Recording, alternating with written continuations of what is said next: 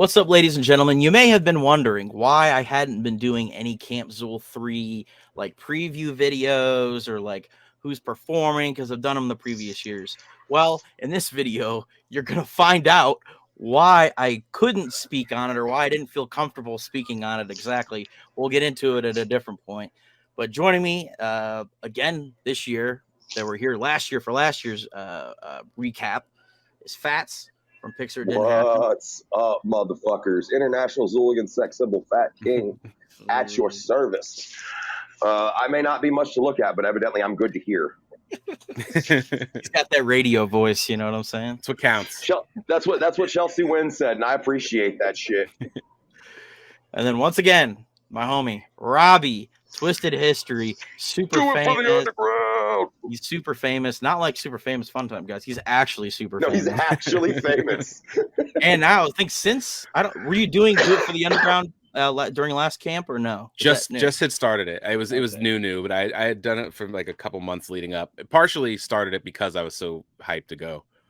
Yeah, because he wasn't even really promoting it, which is funny because like we were talking to Keegan and Keegan's just talking to him, and I'm like, "Yo, this is the Do It from the Underground guy," and then Keegan flipped the switch, and he's like, "Oh, I love your shit." Da da da da. So, yeah. He's like interacted with a bunch of stuff. So yeah, I'm myself is not the the people. I like fly under the radar and then just promote others. Staying humble, you know what I'm saying? That's what you have to keep grounded. All right, well, like a motherfucker, you asking us back, the three of us. This is absolutely this is good. I like this dynamic. The energy's good. Exactly. And plus, like I said, this year was much different for me than previous years. Previous years, I was at almost every performance. I was doing almost everything. You was a fan. And still a fan, damn it. But this year, with the big announcement, I was doing a lot of behind the scenes stuff. I was doing stuff. Me and Fatz hosted a couple things. Can we just talk about that before we even talk about anything? Can we just talk about that?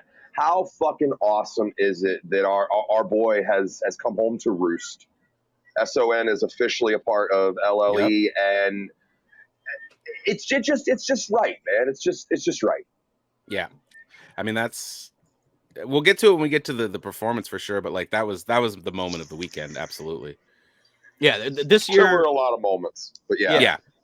Like this year, like for me, was like the biggest Camp Xul we've had so far, in terms of like Hooligans 8 this year. Hooligans 8 this year, because like there was the biggest complaint I've had at Camp Xul's, both not really one because like we were just kind of going to go, but like was the lack of announcements, the lack of like big things happening, and this year like it was like one after the other. Like there was a lot of cool shit this year, even though it was only 2 days, which we have 2 days this year. We jammed it full. We jammed that whole bitch full, balls deep. Yeah Baby. Yeah, like if you're watching this video, you probably already heard SON is now Long Live Evil. An official member of Long Live Evil. Yeah. There were like a lot of hints that were dropped around. Like I don't know how many people noticed the first day, but I was wearing this jersey, but I also had my Long Live Evil charm on. Like I was trying to drop as many, like we were dropping little fucking hints. Like, I mean, leading up, I mean, if you look absolutely, if you were like looking at shows that led up to Camp Xul, SON was like on every goddamn one of them. Oh yeah, Xmas, Night of the Hooligans, like the hints were there. I mean, a lot of people told me like they were expecting it to happen, but they didn't know when. I just hear Luke over here. Most hints were there, while the most never picked up on them. We snuck them in subliminally with that fucking Legion shit around them. Yeah, because you're saying like you walked around with a jersey and an LE charm. I'm like, yeah, so did yeah. So, like I said, just subtle stuff. You know what I mean? Yeah.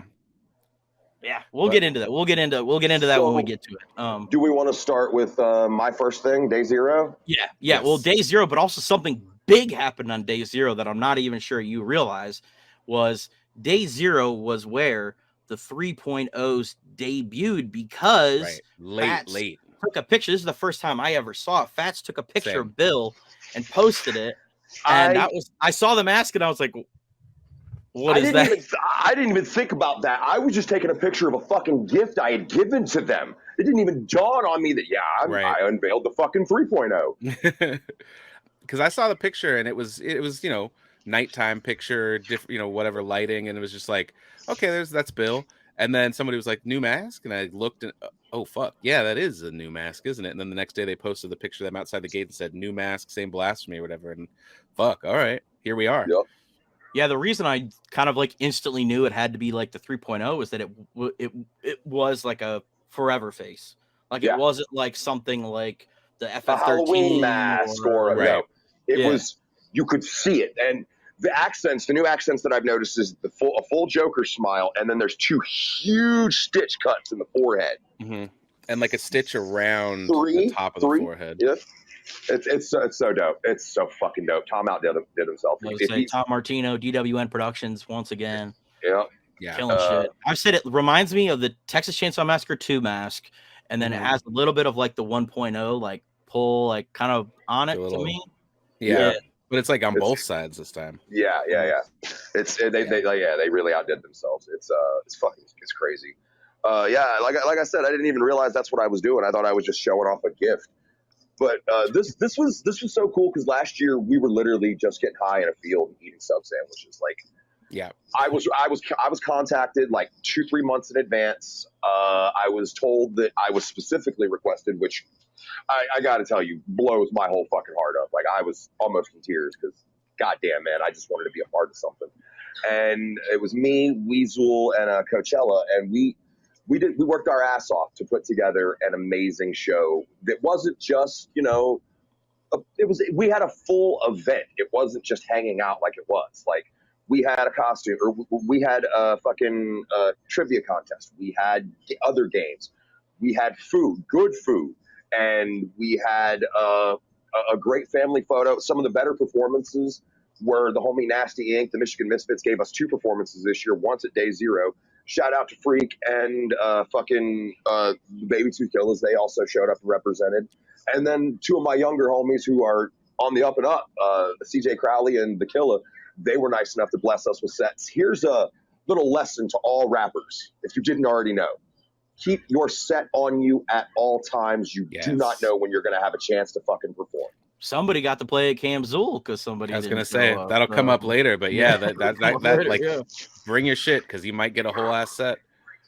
Yeah, it was so much fun. I don't want to dwell on this a whole lot because there was a lot of shit, but again, man, I'm just proud as fuck that we were able to achieve it. It's only going to get bigger, and this is ours. We will be doing this every year. I don't know if an announcement has been made, but we'll call this the official announcement, Day Zero. No matter whether camp's 3 days, 2 days, whatever, the day before, we'll be doing this.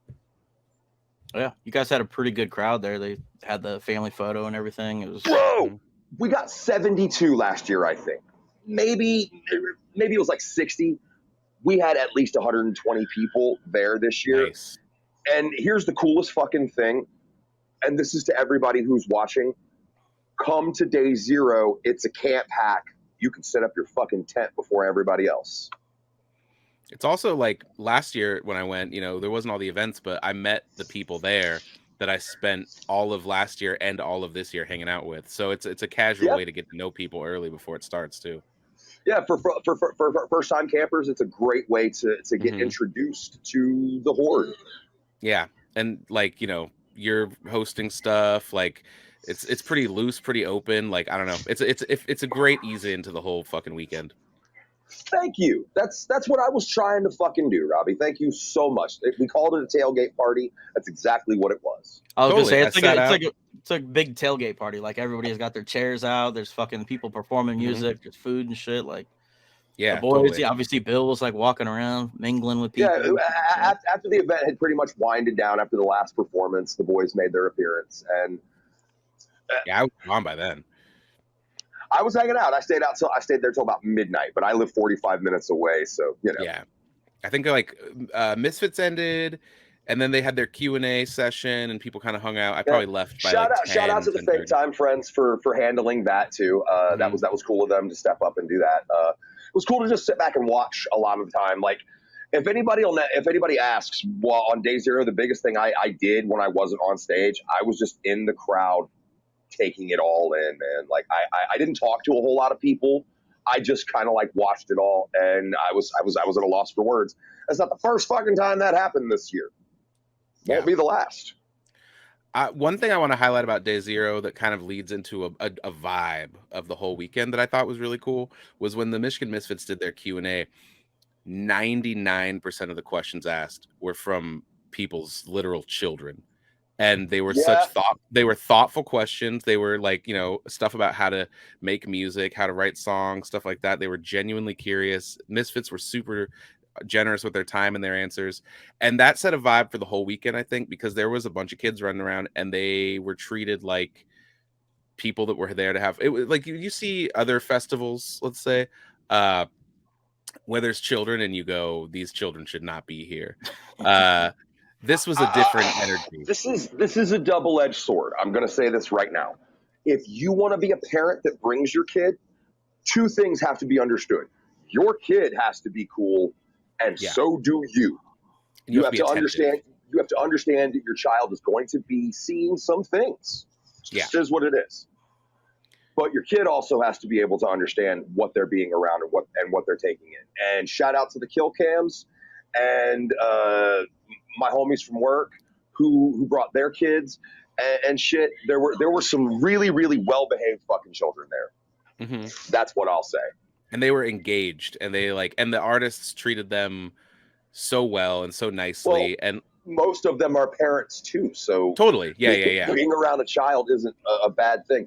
And I spoke to some people, and just like how Day Zero was something that we didn't mean to have happen, but we made it happen, I think that the parents should get together with the boys and do the same thing, where it's ask permission. Hey, is there something that we can do as parents together with all the kids? It's one of those things that goes back to Camp One. Bill said, we will be the ones who shape this. This is how we do it. Mm-hmm. Totally. They kind of had something like that we'll get into, but the PEB FX mass painting thing was like, I talked to P a little bit about it. He said, the kids had a lot of fun. Like the pictures I'd seen, there were a lot of kids there. So it kind of, that kind of seemed, that's one thing, you know what I mean? And it's, that's I think that was like unplanned though. Like I don't think they planned like, a bunch of kids are gonna be here. No, it just kind of turned out that way. It's kind of happened that way. Yeah. But that's that Xul spirit, man. Shit just kind of happens naturally. In a positive way. In a positive way. Sometimes not always the best, but it still happens positive. But I think that's a great way to cap off Day Zero, man. Like I was so happy to be involved, and we're gonna be so much bigger next year. We're actually gonna have a theme, but I'm not fucking telling you because I already got it. All right. And before we get out of Day Zero, I do want to just give the props. You hosted the shit out of that. We're funny, charming, quick. You did the damn thing, and I love to see it. I'm not a stand-up comedian. People just hand me microphones and I yell absurd shit. Yeah, you're a host. Yes. Shout out to Scotty for being my favorite victim. I participated in the horror trivia, got close, didn't make it, but we'll come around on that. That's something else, bro. That's something else. Not even the games we had planned. We were just giving shit away. Like I just got on the mic and I asked a random question. I said, who threw Mick Foley off the top of Hell in the Cell? Undertaker. There, you went some free shit. It was fun. I think I'll have a wrestling trivia next year as well. Yeah. Perfect. There we go. And then we all got some sleep. Yeah. It was nice to sleep in my own bed. Yeah. Son of a bitch. Well, Robbie, why don't you tell the people how far you traveled to get to Camp Xul? Oh, just in general? I was gonna say I went back to the hotel like 10 minutes. No, let's see. I had a fucking crazy travel day before any of this. So I took the day off of work, but at 7 p.m. my time, PST, went and saw The Cure at an arena. And then that ended at 11.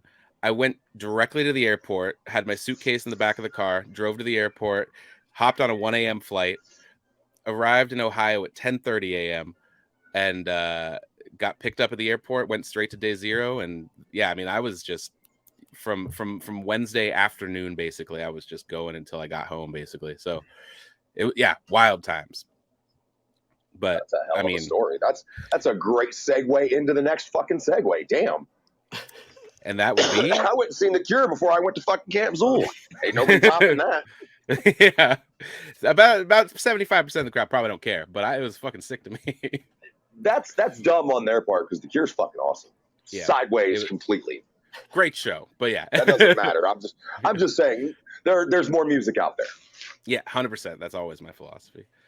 But yeah, and then I went back to the hotel after day 0, woke up, ate some continental breakfast, and we hit the fucking grounds. I was there by like 11. I think, Luke, you got there like 5 minutes after I did. Yeah, I got there this is how so I drove down there that day, got there at like 11. I had to get there early because we had the SON seminar at 4:00. So I got the banner, and I had to get all the way. I had to get all the way fucking down there. It was like a 3-hour drive. So yeah, I got there. Robbie was literally like the first person I saw when I pulled up. I'm like, oh, I know that motherfucker. Yeah. Got out, talked to him, waited till SON got there. Then we went inside to start preparing everything for we had to go in the church and like check and make sure everything was fucking good. So like that's where I was basically until the seminar was like with him, like planning everything. So we're going to have you guys fill in the blanks here. So basically the first thing was TNT Live at 2:00. I fucking missed TNT Live. I didn't get there until fucking 3:00. Yeah, I got there. It's funny. It's very funny. I was one of the closest people, but my start on the actual day of camp was a clusterfuck. But I'm not going to go into all of those details. Just know I miss TNT, fuckers. It was fun. Let's see. Right out the gate, the Kill Cams presented the boys with some flavored sodas. So there was a ranch flavored soda for Bill, a mustard flavored soda for Lee, and a black olive flavored soda for Joe. Joe told them to fuck themselves. Joe was complaining. I didn't know he got that there, but Joe was complaining about that black olive soda the whole night. Really? Yes. He immediately said he liked it and took a bunch of extra sips and was like, "Oh, it's pretty good." And yeah, that's like, Joe. That's why he regretted it 3 fucking hours later because he still could taste it. He was talking about it, and I didn't know exactly what he was talking about because I wasn't there, and because like he ate something like that he shouldn't have ate, and then he drank that olive juice on top of it. Fatz banned from the channel, enemy of the show. Fucking drink that shit. Give him a drum roll.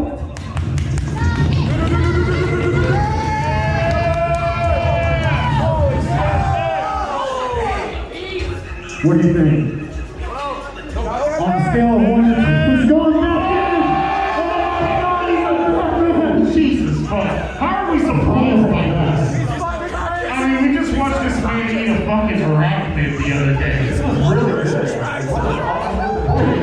I know it was way better than I anticipated, for sure. This is like, tastes like Welch's grape juice. No. But yeah. So funny.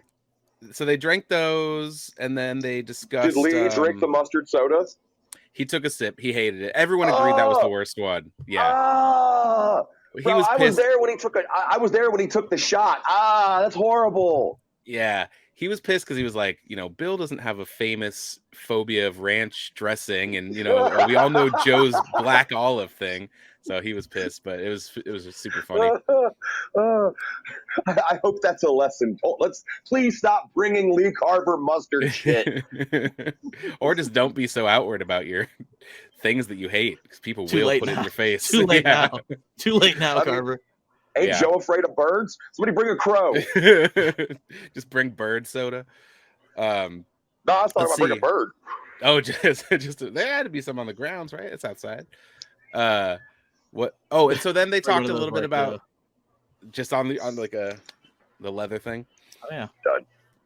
They talked a little bit about the collab album, the group album. Basically, they it already had been out that it was called Lost Lake Estates, but they made that clear. I'm trying to think what else happened at TNT Live. It basically just hello, welcome kind of thing. There wasn't a ton of info drops or anything.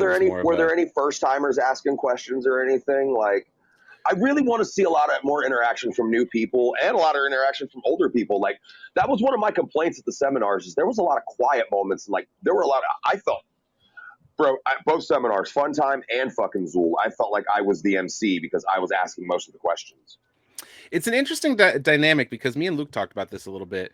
There's certain things that everyone's waiting for information about, which they know the album's coming, they know the other album's coming, they like dates, times, things like that.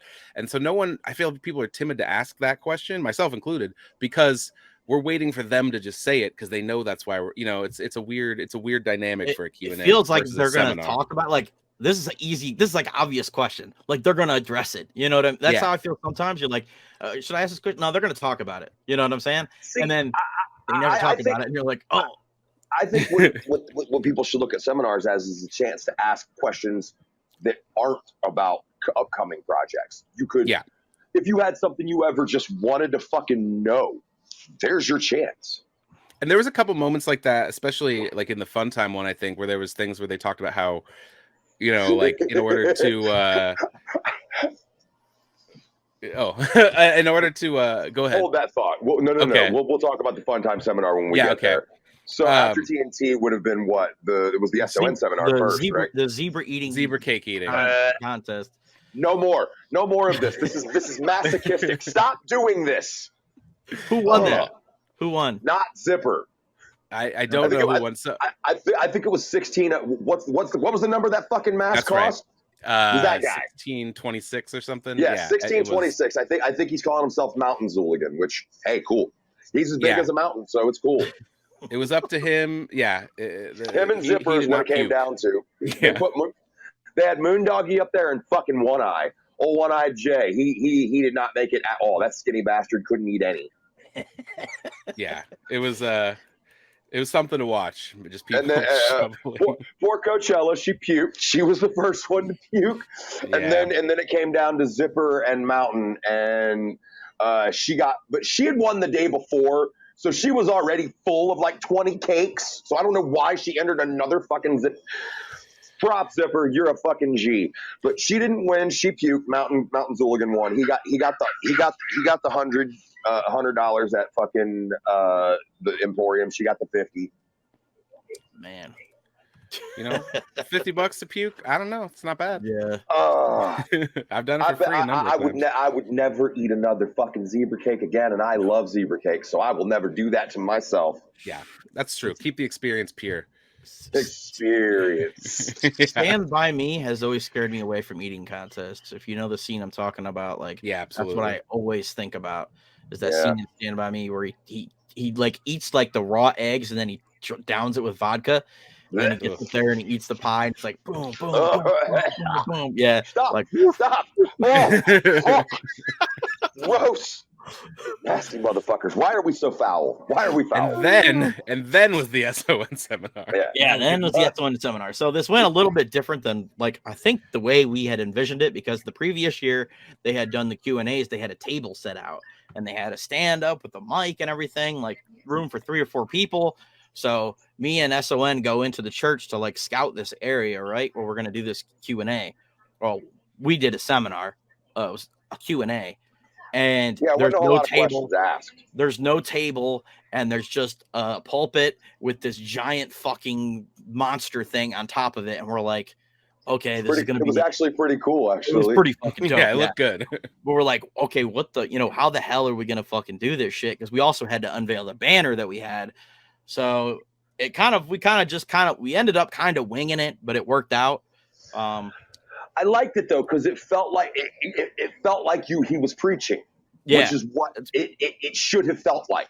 Yeah, it ended up being more like a sermon. He even did a couple of amens in the crowd. Shit. That is fantastic. That is a great way of looking at it. Fuck yeah. Yeah. So yeah, we had the banner. Originally, the banner he was gonna unfrill it on the pulpit, and it was just gonna roll out. And then I guess in the moment, we were gonna have Clockwork do it first, and then Clockwork ended up doing it. And we had Clockwork come out, unveil it. Everybody took their pictures and shit. Look, we asked for questions. There was one question, but it was a joke question. I asked about the mask. That was my question. I asked. Oh, you did? Yeah, that's right. That's right. You did ask if his mask would be changing, and he said a boy doesn't grow up until he gets his horns. So I guess the next face we see will be horned. I'm not going to go any further into detail because I don't fucking know. But the name, I enjoy the name. I think I like the idea of what he's going for here. It's his story. It's what his story is going to be, and this is how you do it. Yeah. Oh yeah. Yeah. Like the whole banner thing was something that I really wanted to do because, like, we want to do big reveals. You know what I mean? That's the thing I always talk about. I feel like the way that we did the Q&A and the way we did the seminar is the way I've always wanted Xul to do their shit. You know what I mean? Like, I always wanted them to do, like, here's the album cover. Here's this big announcement. Here's the name of the rap. You know what I mean? Big shit. You know what I'm saying? So I felt like the reveal was a big thing, obviously. You want it to be in the vein of what ICP used to do, how when the lights would go out and then we'd get a huge fucking banner drop from the ceiling. No, I get what you're saying. It's not even that it's like that it's something that ICP have done. No. It's the pageantry. Exciting in general. You know what I mean? Yeah, it's exactly. Fun and gets people fucking like hyped for whatever's coming in general. You know what I'm saying? Yeah, like, it makes it big. It makes it matter. Yeah. I get that. Yeah. So I dug what you guys were going for. Yeah. So from the viewer's perspective, I guess, the SON seminar. Mm-hmm.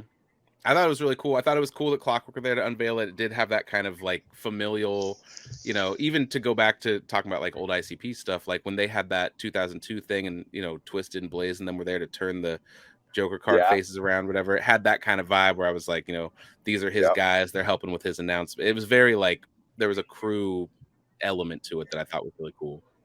But it also felt, and this is not a knock, so don't take it that way. It felt low on humor. It felt like you guys got your point across as fast and as positively as you could. Yeah. I was a little worried because like SON, when he starts talking about stuff, he'll keep going. Especially when he's talking about like the how he was getting into psychology and all the shit about stuff. Like you caught him a couple times. He did stop himself and be like, okay, because I don't even want him to stop himself. Yeah, I know he could keep. He had an hour. I'd sit and listen to it. Yeah. I mean, we could definitely fill an hour. We could fill 2 hours. I believe it. I deeply enjoy talking to him. As far as announcements, sorry to cut you off. Oh, that's all I really had. He's a great conversation if you're lucky enough to be able to talk to the man, mask on or off. And then as far as announcements goes, there was that. I mean, Luke, do you want to, for the people that are watching this looking for their wrap up, do you want to give a little more context on what that was, the title and stuff? I don't think he announced the name of the record. He did. He said it's called. He said King Umbra was the name. King Umbra is the name of the entity. Oh, but we don't have a record name. Okay, all right. Yeah, I don't want to say we don't have. Okay, gotcha. Okay. Yeah. I will not push you into any corner. Yeah. I don't know. And to be honest, we've gone through a bunch of different, like, the order of way things are going to drop have changed. Oh, like, he also talked about. He also dropped that you are never going to be able to buy an SON shard. You're going to have to earn it. And he alluded more to what the Order of the Blue Rose, the Order of the Blue Rose would be. Yeah, that's the other big thing. The Order of the Blue Rose. That was the other big announcement, which is basically like a it's like more than just like a street. It's more than just a street team, but like essentially, it's like if you want the talk to me like the layman's terms. Yeah. And you'll be able to earn. It depends how we end up structuring the whole thing when it's done, but the basic idea is that you're gonna like earn. It's like any street team that's like worth its merit, where you show you're putting in work, and then we put you into a different tier. Where a different tier you're gonna actually get physical shit that we're gonna send you, and then you're gonna eventually earn like exclusive merch and like. We've talked about all kinds of different crazy shit. So we'll see how that ends up rolling out, especially now that we have the LLE thing now. So we'll see how that all unfolds. But yeah, and then the other thing that I'm pretty sure he mentioned is that there's going to be a Clockwork SON project that will come out. We didn't get the name of that either, but we definitely were told that an EP is coming. And you heard one of the new songs at the performance that we'll talk about when we talk about the performance. Yes, we did. Wow. And then there was also talk of a tour. SON Clockwork. Yeah, what the hell is it called? Something like We'll Steal Your Candy or some shit like that. It's going to happen in October, around October. I think it was Give Us the Candy, Bitch. Yeah, something like that. It's like a super famous name where you're like, okay. A lot of words. Yeah, too many words for my feeble brain. Yeah, that'll be happening like around October-ish. I think the plan is to go on tour and then come back, and then the last show on that tour be Samhain Ceremony in Columbus. Yeah. And then as far as record rollout stuff goes, he said there was videos coming and stuff would start to drop end of summer. So yep. Yeah. Be patient. Yeah, Same as always. Just be patient. Shit's coming. Yeah. I really wish that these younger kids could go and understand what it was like to wait 4 or 5 years in between an album. I mean, nowadays, with the Xul records, they're getting a taste. Now they are getting a taste. They are getting a taste. You are correct. Just be patient. Good things come to those who wait. Yeah, this new one, I'm telling you guys, this new one is going to be something else, because it's like if you listen to Granite Size, you know that there is so much life experience in that record, if that makes sense. Yeah. And like in this 2 years, there has been so much life lived and so much like crazy shit that I can't even talk about, that like when this new record comes out, you're going to feel it too. I love that. Good, and then a question about there's 9 records coming, or 9 characters, faces, whatever you want to call them, entities. Would that make Granite Eyes sort of a prequel to that? Granite Eyes is kind of like the intro. Granite Eyes is like bringing everybody in, like it ends with the Hive. You've gone through this record, you've gone through all these things, and you've gone through all this suffering, and you get to the end, you find your people, you find the Hive, and welcome. And so you're welcome into, Legion, basically. And then from here we go. I love that record's largely up to interpretation, but that's like mine. No, but that's a great way. That's a great way to interpret it. Yeah, and with the interludes and stuff, it kind of it leads you there. I think that's a fair interpretation. Yeah, and then so that all happened. Fun Time Seminar was next. The biggest key to the Fun Time Seminar is that they didn't bring the right fucking cord for the projector. There you go. That is the biggest takeaway from that. So because of that, it turned into a very impromptu Q&A. We got the name for the next record coming, which is I'll Tell You When I Want to Laugh. I believe that's what it was. Something along those lines, Yeah. No, it's a very interesting name. But they were answering some really deep cut questions, and something that happened to me when I was interviewing them, they played me a track that was about not being able to get your dick hard. And because we didn't have anything to do, I made them talk about that, which they swore they would never talk about. Yeah, but I did. They said basically it's not coming out. But... It's not coming out. They agreed with me that it's one of the coldest songs they've ever wrote, but no one will ever hear it. They said they wanted to get Bill on the hook, and he was like, no, I'm not going to sing about having a soft dick, to which Eight Legs replied, are you hard right now? And he said, fair enough. But no, the answer was still not hard no. We also found out that the thing with Dubs is it's not really kayfabe. He doesn't come out of his house anymore. He doesn't do much of anything, evidently. Like, they were like, we try to go and have dinner with him, and he's like, hard pass. I think they said that Whipstick hadn't seen him in person since the Positive video. Something like that, yeah. Like they offered him. Yeah, they offered to go to dinner. Well, they offered him $1,000 to do Super Show 3. Oh, that's right. No. Yeah, and he said no. Yeah. So, Dubs is home. Dubs is home. That's where you'll find Dubs. The other takeaway is that Eric really, really, really loves his golf cart and does not know how to live without it. Oh yeah, yeah. That golf cart was crazy, man. The shocks in that golf cart are insane. Like, I wrote on it. Yeah, I wrote up front, and like I'm looking ahead of me, and I'm seeing all these like dips. I'm like, hold on, and then it's like nothing. I'm like, the shocks on this thing are insane. So the Fun Time Seminar was it like everything they did this year. You really had to be there to really understand it. I can't really make it. I can mention a few of the things that I mentioned, but I don't remember a whole lot of other people's questions because people were being kind of timid. And like I said, I felt like I was fucking emceeing it. A few takeaways were they've got 2 videos for the new record completed. There you go. They were going to show one of them for a song called Quirky Pop Punk Song. Which features Stray and Novels. You've heard it at Super Show, and they played it at camp. They played it at camp too. Yeah. This is going to be one of your new favorite songs. Very fast. This hook is too catchy to not be sung all the time. Yeah, and they said that Stray's all over the record, almost in a Dubs-esque capacity. Of course he is, because Stray is I mean, if you're not fucking with Sky Swamp and if you're not fucking with Stray and Novels, I don't know what's wrong with you. And then the information they gave about the record, which I mean, they said it out loud and it's on the internet now, but is basically McNasty is playing the voice of the record, who talks to them throughout the record, and at the end of the record, the record itself kills itself. Yeah. But but they said that was the beginning. The intro is the album talking to them, and at the end of it, he kills himself. Yeah. So I'm excited for that. Other info they dropped. That show is too fucking good. Yeah, and there wasn't too many like news drops besides that. Oh, they talked about the original idea for the LLE group, which was like Lee's idea for like a Five Nights at Freddy's kind of animatronic thing. And they would be animals. Yeah, Whipstick was going to be a golden retriever. That was something else. Whipstick was unhappy about how every time he's depicted, he's always depicted as the girliest thing on the screen. Feminist character, yeah. Yep.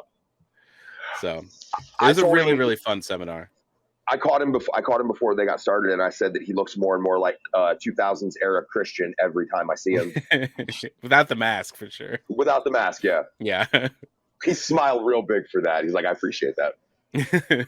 That's dope. They were gonna play the music video though, because that's like another big thing that would be like dope. Like only people there at Camp Xul would have got to see the video before it came out. When everybody left, they did gather around 8-Leg's phone, I guess, and fucking watch it. Because at first Whipstick was like, put it on the podium, and he put his little ass fucking phone up there. And he's like, all right, everybody gather up. Yeah. Nobody was gonna do that shit. Yeah, I heard a couple people did see it and thought it was really cool. I've yet to, so I didn't see it. I'm looking forward to seeing it when I finally do. But it was, like I said, you really had to be there to get the feeling for what it was.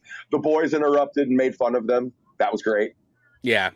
Someone asked where Night of the Hooligans was, and Bill popped in and yelled at everybody. Yeah. Oh, I should point out that this is when Bill and all the boys put on their Boy Scout uniforms. Oh my God. With their little red ascots. Yep. They looked so adorable. Yeah, it was so fun. And then went around shooting blood on people, which is a real just like, boy, did we not know where that was going. At least people that were not behind the scenes. Oh. We'll get there, though. We'll get there. And then music started. Yeah, we got our first performance. Keegan kicking off. Shout out to Keagan fucking Grimm, man. I feel like he's the underground's best kept secret, and I don't understand why. I'm waiting until that record comes out. He does so much too. He does so much, like music videos, T-shirts, shirts. Used to do lyric videos. We'll still do them if you pay him. If you give that man money, I'm sure he'll show up and show his titties to you. He'll figure out a craft if you want it done. If you got a couple bucks. And just the most humble, nicest human being for how fucking talented he is.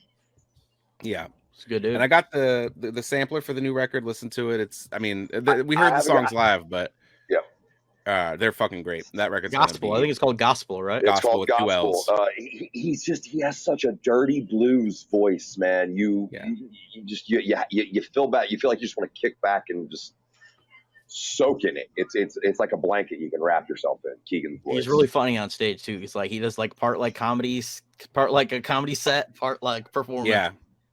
Jokes between songs. And this set he called out Fatz while he was on stage too. Yeah. I feel like this set was at least half new stuff, if not more. If not, like there was a lot. There was a lot of new stuff. We got some of the mainstays, but they're great tracks. Yeah, and the new songs all sound super, super good. So I'm really looking forward to that record. I think that's going to be a big one. And this is where I noticed. So, go ahead. You're going to talk about. No, he told me something at one of the after parties. I'm not going to say what it was, but there is a feature coming on this new album that you motherfuckers are not ready for. Okay, all right. What I was mentioning, or what I was going to say, is that I think maybe Robbie was standing by me when I noticed this, or maybe it was a little bit later. But this year, like attendance wise, I'd say it was pretty close to last year. But this year, there were like a lot of people that I saw last year that weren't here, but a lot of new faces. Yeah, there were a lot of new faces. This year, there were way more people watching performances. Mm-hmm. Yeah, the showroom for everybody. Yeah. Nobody really had a dead set. Mm. Yeah, it was not a lot of like. You shouldn't at camp anyway. You shouldn't at camp anyway. I get it. Sometimes people are tired and they're sitting outside. Like I sit outside for an act or two, but be inside, man. It's better. I mean, last year there was a bunch of people, and not to anyone's fault or anything like that, but it was just the way the flow of things went, where I'd be in a room with 7 people watching some really good shit. And this year I don't think that happened once. It was packed in. So I think I will say there was a better lineup this year than last year, in my opinion. So I also have a little another thought on that. With some people that were missing that I would have liked to see, but overall, like I have another thought on that. Camp 1, we all suffered the way we did, and I feel like Camp 2, everybody just wanted to be around each other, but not huddled around a fire barrel. Yeah, that's fair. Who was the next performance after Keegan? Doc Gruesome. Yeah, with Worm. This is my first time seeing Doc. Man, really good, man. Really good energy. I got really hip to his tracks on Heather Grenwall's playlist on Spotify. I'm impressed at the future. Yeah, his record, self-titled, is really good. He's got another one coming. The pre-orders are already. Yeah, and the pre-orders are already up for that. And then he's got the collab album with EJ Prophet, double collab album with Odd Prophet. So he's working hard and grinding, and it's paying off. You mentioned Worm. I fucking love the way Worm hypes because he uses his fucking black metal scream to echo back. Yeah. And for certain artists like Cody, like Doc, like certain people, it fits so good. Well, and a lot of those Cerberus Click dudes will have that as their like ad libs and stuff to begin with on the record. So it's really cool to have someone who's able to do it live with them and kind of bounce that back and forth. It was really absolutely cool. I think he made a lot of I think he made a lot of fans this year, and I wouldn't be surprised to see him back. No, I would hope to, honestly, because once people get more and more familiar with the tracks, I think he's gonna really go off live at those events. And then that led into Diabolic. Shit, what is there to be said, man? Monster. Man, Nate's a bad motherfucker. There are few people who take a stage the way he does. Yeah, and just rap the whole time. No hype man, precise with all the words, and there's few spitters that spit like him in this scene. Not everybody can shop this wicked shit. Yeah. And opened with a new song, or not a new song, but one from his new record, Monster, which is fantastic. Ended with the trunk. Go get that shit. Hands up, put them in the trunk. Let me hear you. Put them in the trunk. Get stuffed in the trunk like grocery bags. Had to put them in with ease like it owes me that. There ain't nothing on earth that'll hold me back. With the cool foam rag and the gas I snap. Then I pick them up with the gas that I match. And the bangs I back and forth on my next word. You motherfuckers lucky that I ain't quick to the cookie. Get my knife and get this. Bet you never different people that's been working. Trying to get the body kind of break the push 50. Half a pound, we the best around. Put a body in the trunk, trying to exit down. This head of horns to replace my crown. And all you motherfuckers gotta face it now. Feeling out of black like a Jason sound. With the Mad Max flow, gotta chase them down. With the backpacks on, with the blood in it. With the police that they use as the gun with. Now I got them in the trunk. Next to the sub with a gun up good. Then I think I love. In the back to the trunk like a fucking war. We take them on tour, bring it going. You know I got a hot dog core. Put them in the trunk. Come on. Yeah. And had the mask this year. Last year he was just plain face. He was he kind of found more of an image that he wanted to portray over the last year with the fatigues and the fucking the camo mask. Yeah, I think I saw him. I think at Aximus he had that mask on. Yep. I think that's the first time I remember seeing him with it. He's had different masks off and on forever, but this was my first time seeing him because I wasn't at Aximus. So super cool, super good. All right, then next up for the boys, Clockwork E.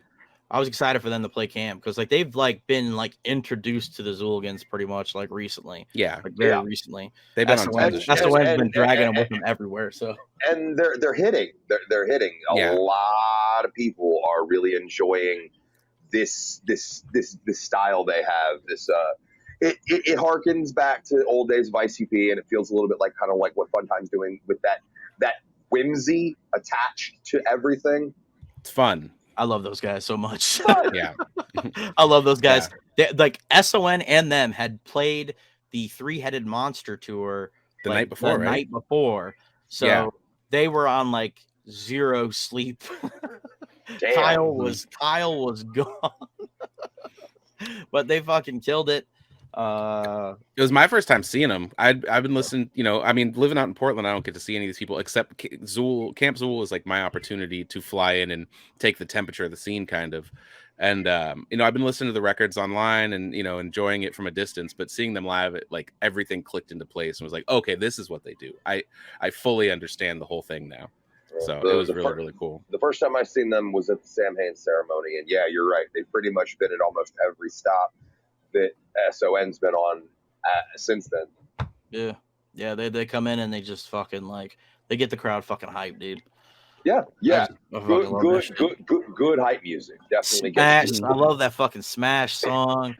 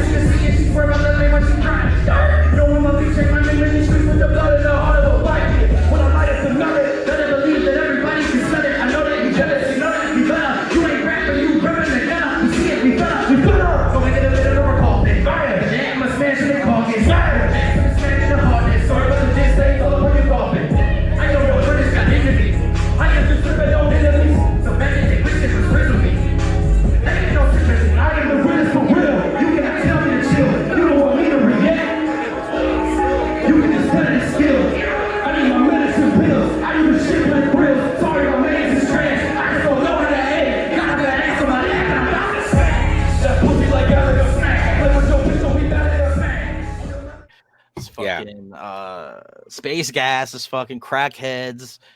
Yeah, I like that Crackheads track. That one's dope. Yeah. And another pair of dudes that can fucking rap. Like that's the thing that like this little corner of the scene is like everyone who has a mic can rap. You have to fucking flow. You cannot just get by on your gimmick. I know too many people who have tried and they're still opening. Yeah, these guys are not those guys. Like they can fucking spit, both of them, and they can do it live, and they have the back and forth. Like can tell they practice. Like it's really, really impressive. It is nice to see people who are really good at their craft. Yeah. At the end of the set, SON came out with a birthday cake. It was Bill's birthday. That's right. It was like a day or two before camp. It was Bill's birthday, so we came out, sang him happy birthday, gave him the cake. Yeah, that was a cool moment too. Yeah, it nice felt one thing I wanted to mention about this entire weekend, and that moment was a big show of that. There was an intimacy to it where like it was only 2 days instead of 3 days. Like there wasn't like there was a lot of new music, a lot of stuff that we hadn't seen, a lot of announcements, and it very much felt like you're here because, to quote Olive Garden, if you're here, you're family. And family. Oh my God, I hate and love that at the same time. Oh my God. That was one like that, a birthday. Everyone saying happy birthday to Billy D on stage, and that was fucking a family moment. It was very, very cool. It was. Who was after them? Well, this is where I clocked out because this is when Clockwork Geek came back and we were preparing with SON for the big event at the end of the night. So next up was Michigan Misfits. Yeah. Oh shit. Okay, before when they came out and they did a track that had the D-Generation X music as the beat. It was pretty fucking dope. I saw those jerseys. Those jerseys were fire. Yeah. And that is a hell of a way to hype a crowd up. And when they were done with that song, this is something that is a point of pride for me now, that it's not just happened with them. They warned the fucking crowd about me. And that's something that like I enjoy, because nothing's gonna change. I'm gonna keep flattening motherfuckers. And everyone knows it's lore now. The juggernaut of the pit. The juggernaut of the pit. I'm waiting for it to end up in a lyric, Someone rap about me, please. I'm fucking waiting for it. My ego's already getting bigger. Just make it fucking Titanic so I can't carry it anymore. I'm just bullshitting. But no, Let's make this man a problem. They're set. I'm already a problem. They're set with. Ask my girl. Their set was so sick. They had their rabbits there in full effect. The homie Zolbotomy was up there with his Jenny Madrox character, and I caught a sucker. I ate it. I think I still have one in my backpack somewhere. The Misfits, man, like they've been at Camp 1. They really showed everybody what they can do, and they've just been getting fucking bigger and bigger ever since. And the like the stagecraft was really cool at the end. Like towards the end, they had all the lights come down. They had everyone light them with their phones, and it was for 11:34. Yeah, and that's one of their big tracks. Yeah, they knew how to build a moment with it. It was really, really like they did. And man, I said this at day 0, and I'll say this here: they are the tag team champs because they're the only ones with belts. Somebody else makes some belts, and then we can fucking talk. Or take them, or I don't know how you or go take them. Yeah. I don't know what competition you have to get in to get them. But. My favorite fucking thing to do whenever they show up on scene is when I see Body Rot scream, "Oh my God, it's Bray Wyatt!" Yeah, I love that shit. Well, next up was my homie Cody Manson. Yep. Open with his new song. If you've never seen Cody live, you're fucking up. That man has an energy that if you could fucking bottle, you could power a town with that man if you hooked up electrodes to him. Yeah. The crowd is so fucking loud for his set. Everybody packs in. Cody Manson is one of the best names in the underground right now. I'll stand by it. 100%. And he's been on the road with Twisted and Blaze. Say that there's a reason why. There's a reason why he's been on practicing. Yeah. You know, I mean, he's been in front of so many crowds. Like he's road, and it's always been a good reception. Like I have not seen him have a bad show yet since the first time I've seen him like fucking 3-4 years ago. Totally. I've seen him perform for like 5 people, bro. I've seen him perform for 5 people, and I've seen him perform at Fright Fest in St. Andrews Hall. And like, it's the same energy. It's insane, man. It's crazy. His growth is like fucking. It's been crazy. Yeah, I can't wait for new music. He dropped a music video for a new song, I think the day before, or like day 0, basically. So then he opened with that, you know, during his set, and then played a bunch of stuff from the last couple records. And yeah, it was. We had to end with Purge because we always end on Purge. Yes, I love that's probably my favorite song. Oh my God. I love that. That song in the wrong fucking place could get someone hurt. I was gonna say there's like not many songs that will get me fucking like want to punch somebody in the face. But that's one. I've seen it. Luke gets amped for the Purge. I caught a Luke shove last year during that one. I started the fucking pit last year. I was on stage last year, so I wasn't able to participate. Right. But I was out there this fucking year. That's right. You were on stage last year. It's fucking fun. I was flying. You did a whole crazy ass thing last year, so go watch the videos. They're out there. We ain't gonna talk about that shit. So after Cody, because Jesus Christ. After Cody was Blaze. God damn. You know what, man? As old as I get, no matter what I do, Blaze will always be one of my favorite shows. Yeah, he did a tight little 30-minute greatest hits set, and it was everything you need. He definitely hit all the high notes, and then we left with Escape Artist because that's what we do. Mm-hmm. No, actually, we left on Nasty. We left on Nasty. He even fucking played us. He was like, "Now all the tracks I played up here, is there any of them y'all don't remember whether you heard or not?"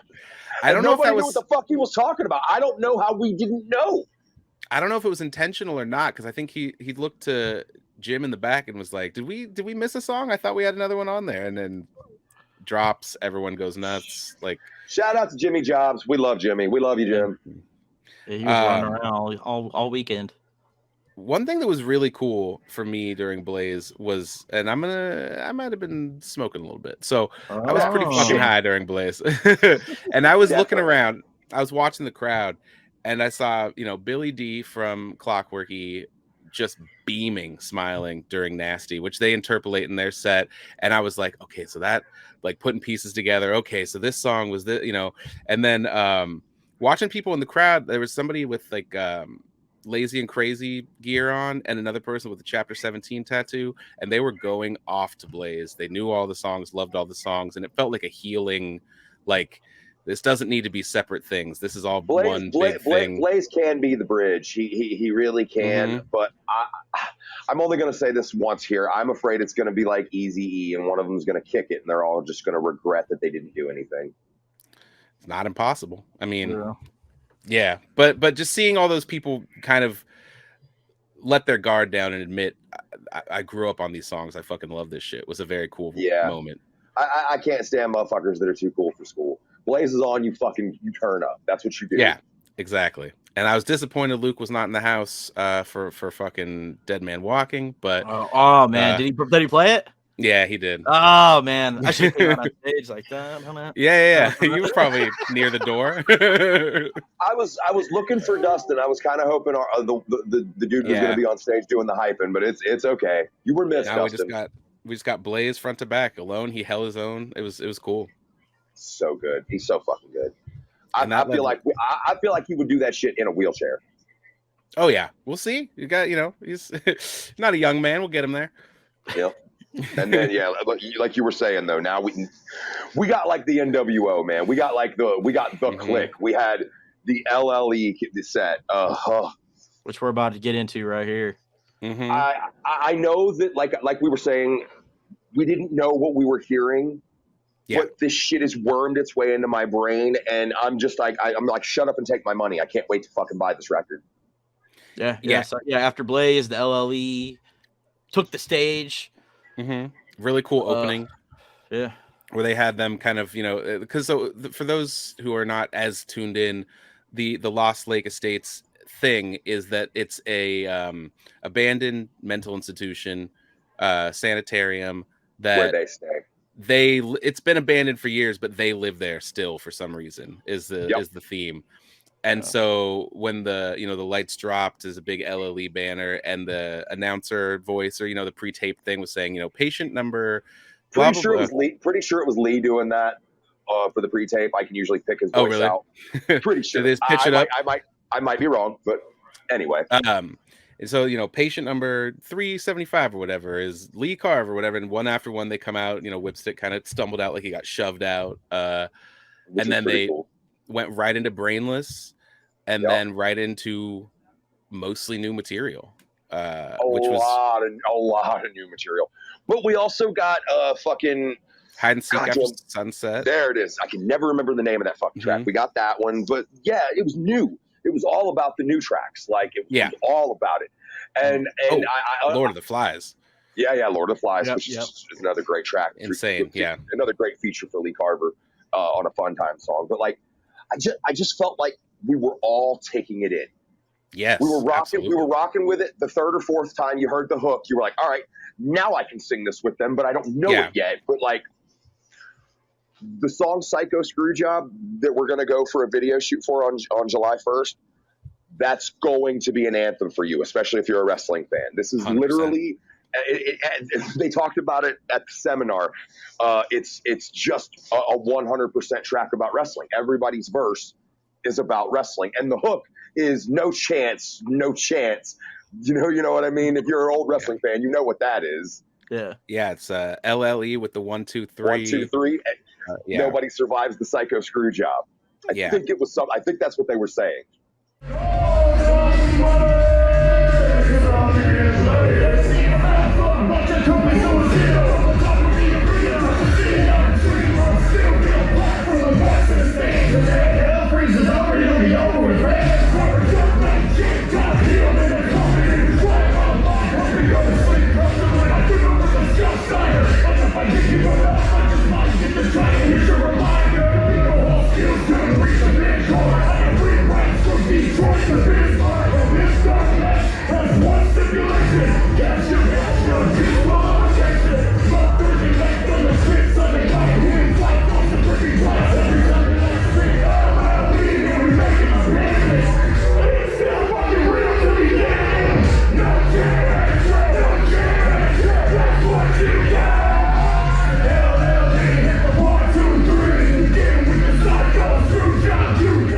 Yeah, I mean, I haven't heard it a bunch yet, but that's already in my head. Like the hook's already in there. So, if you like the, there's a level of malevolence. Like I can feel this not to coin the phrase, there's evil just coursing through the words in this fucking album. Yeah, it's a lot of like kind of mean spirited wordplay and jokes and puns and stuff. Yeah. And the joke's mostly on you. Mm-hmm. And there's lines, even because that's the hard thing about hearing stuff live for the first time is like really trying to bend your ear and catch the lyrics and stuff. You got to digest it before you even know what it was you heard. But there was at least 4 times where Joe specifically had a line that made me laugh out loud, stopping my tracks. Fucking loud, like, oh my God, did he just say that shit? Yeah.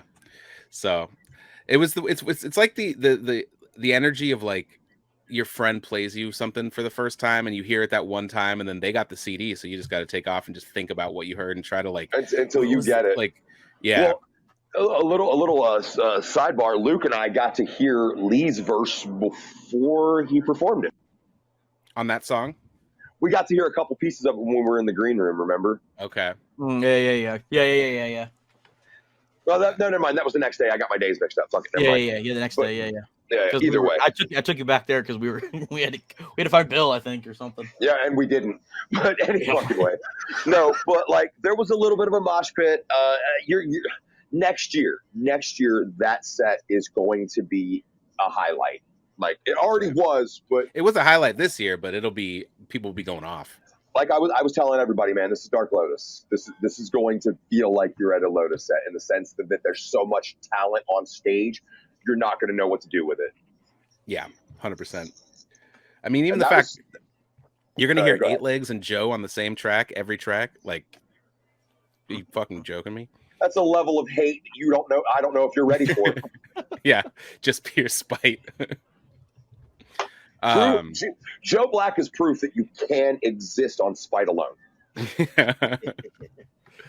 Yeah, so they end the set. Unless you're gonna, they end the set. Yeah, Bill comes out, and he's like, hey, did you guys like that long legal set?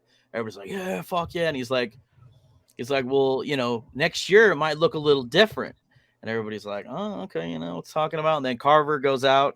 Should we maybe do it again sometime? Well, you know what? It might look a little different in the future because long live evil's always going, right? That's true. Long live evil and the motherfucking Hooligan Horde are a fucking family for life. And like every other family, sometimes new additions into the fold. Sometimes the roster gets a little bit bigger. So without further ado, the newest member of the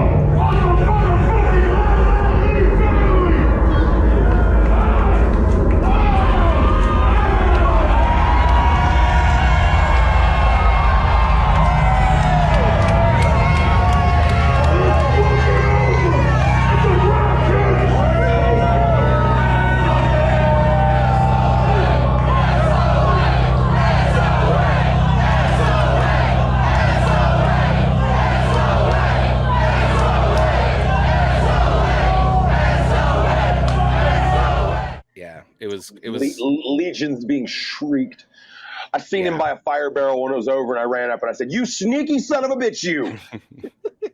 Yeah, that was a fucking moment. Like that was, I mean, there was a lot of big moments this weekend, but that was maybe one of the biggest. biggest. Yeah, that set followed by that. It was Jesus fucking Christ. Everyone was on such a high from seeing those guys perform for an hour, and then that capped it, and it was just like, is this real? Like fuck, like I don't know. And it was a thing, like it was obvious. It like. Yes, once it makes sense. Said it, Once they said it, everybody was like, "Well, fucking duh."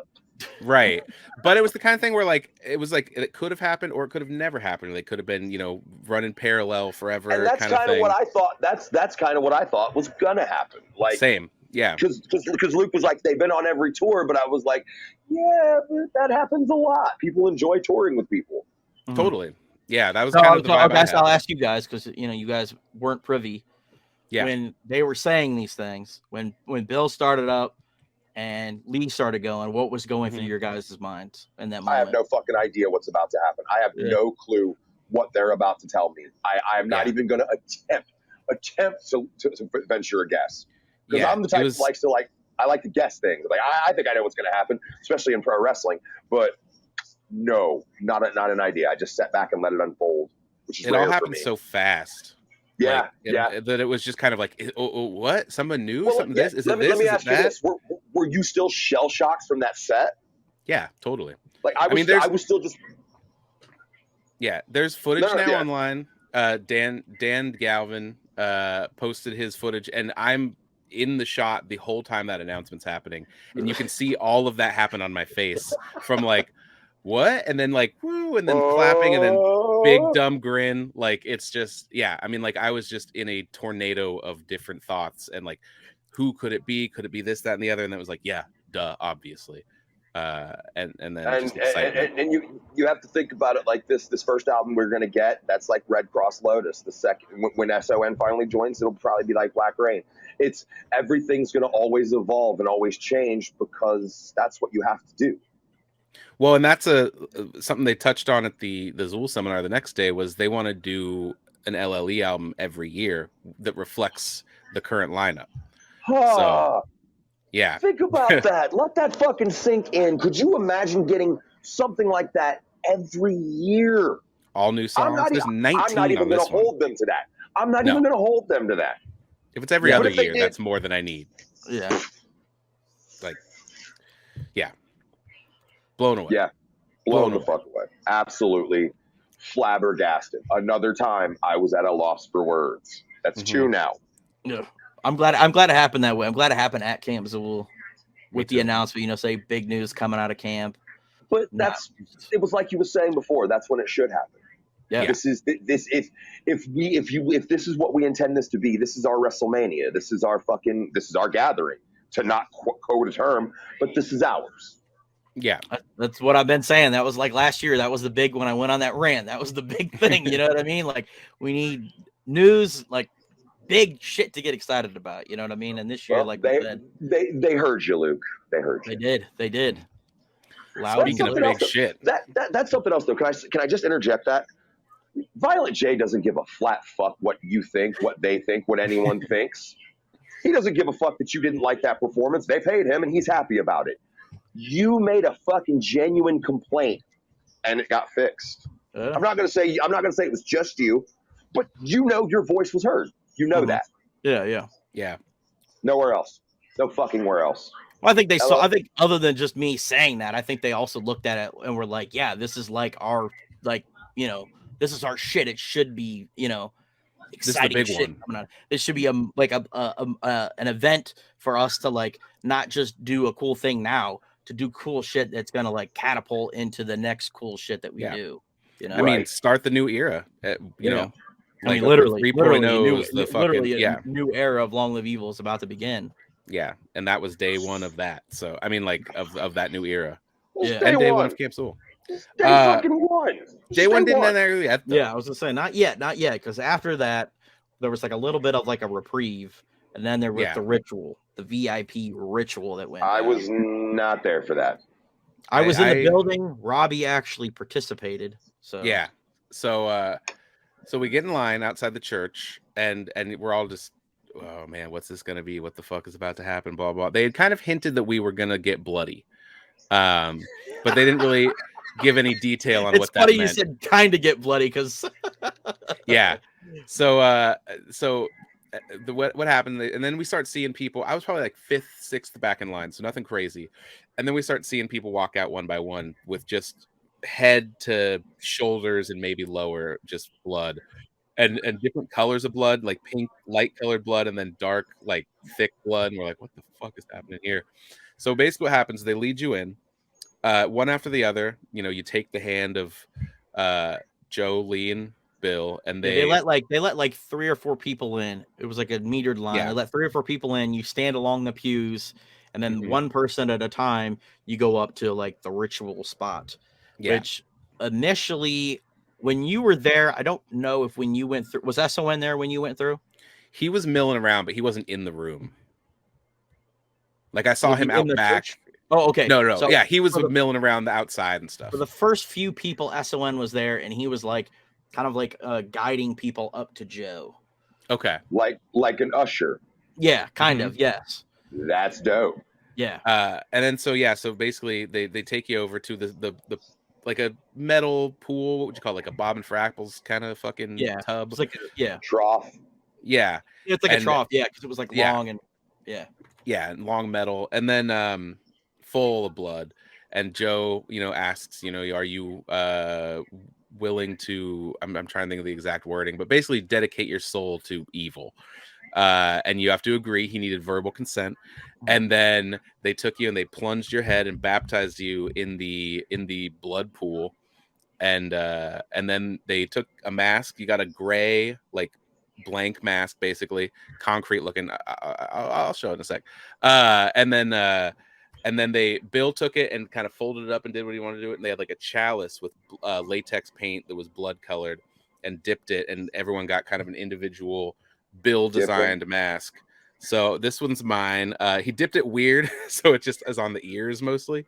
And then he looked at it and said, kind of good, not enough, and dipped his finger in it and did a cross on the forehead. And then that's pretty G. Yeah.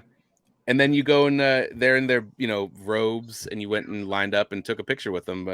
Joe Christie took the pictures, and I was about to shout him out in the pit. On the roof. Joe Christie on the roof photography. Yeah, that was the next day. On the roof photography. We'll talk about that. Yeah, but and then you're sent out into the night. So it was as far as VIP and stuff like that goes. Go ahead. It sounds like they built on the thing they did last year with the end of the trail. 100%. That's fucking awesome. That was cool. Yeah. I knew that was a dope idea. I kind of figured that's what it was going to be. It was really cool. And I don't like VIP or meet and greets. I think they're awkward, and you're like, you're waiting in line to get your little minute with people. Like, I've done the twisted ones or whatever. And it always leaves me a little something to be desired. This was not that. It was, you were part of a performance. You know what I mean? It was an experience. Yes, it was an experience. Hey, man, Carver said it best. He was tired of just shaking hands and signing fucking autographs. And if this is what they want you to do, it sounds like this will be a big hit every year, man. Yeah, it was really fucking cool to see it happen. Like you said, like, it was funny though, because like you went, and then I know Mike was with you, Mike Spawn of Spawn Ranch, who's like a pretty religious person.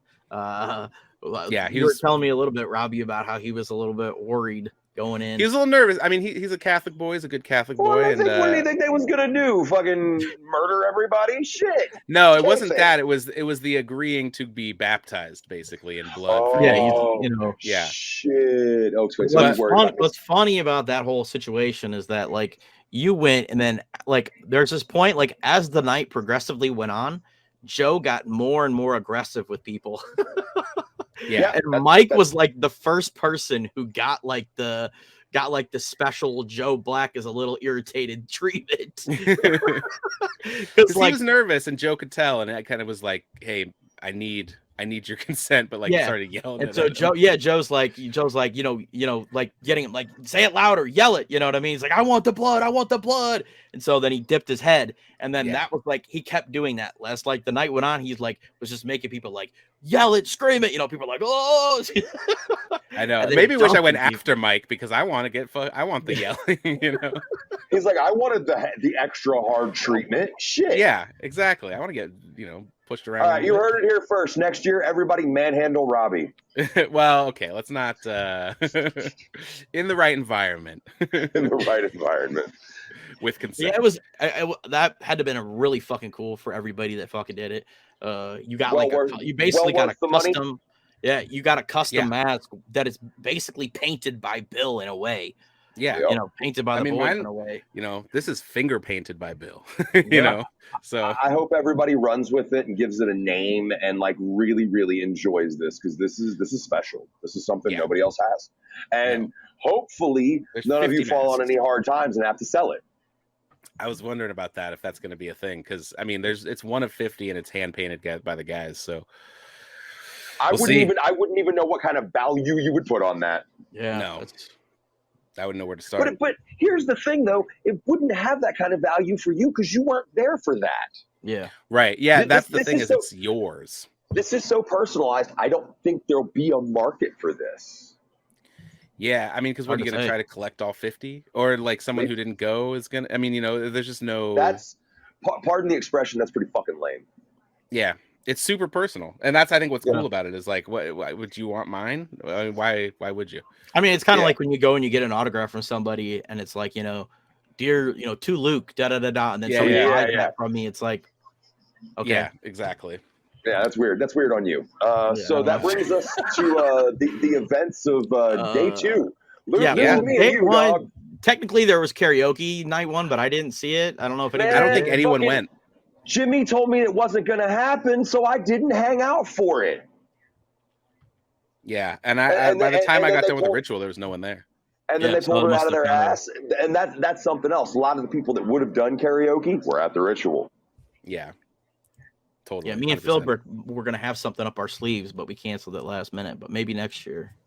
Man, maybe. I hope karaoke's fun. I love when we can do it. So I hope they time that a little better, maybe. But that's minor complaints. So that'd be basically that's day 1. Something that we didn't really talk about was the Emporium of Evil, the merch. They had different merch day 1 and day 2, kind of for you could say kind of obvious reasons. They had different shit day 1, day 2. Then they also had that was cool though. And shout out to Tammy, Leah, Christina, and Lisa. Man, somebody made a post 100%. About it. I think it was Zulbotomy. He was like, "Thank you for being here and doing that thing." And I commented, a million times better than buying something from a surly ass roadie. Yeah. I mean, come on, man. We've all been there. You walk up and you're like, "You got that one in a 4X?" Let me dig through the box. Let me dig through the fucking bin. Blah, blah, blah, blah. Yeah. I've never once felt that from Mama P or Lisa or Jay's old lady Lee or Christina, who's I guess just started recently. She's a sweetheart too. I love our merch ladies. I really do. Yeah. So gracious and nice and just like friendly, like just chatty, like I'm in there having fun as much as I'm looking to buy stuff. Yeah, Tammy came out and found me specifically when she seen me go in. She wasn't actually working the booth, but she came in and talked to me, and I appreciate the fuck out of that. Yeah, super, super cool. You ladies are appreciated, 100%. The other thing that I did not see, but I heard was happening, it was kind of cool, was the Gallery of Gore, which was artwork. Yeah, I didn't check this out. It was artwork by Bill and 8 Legs. They sold like original paintings, and then they were selling prints in there as well.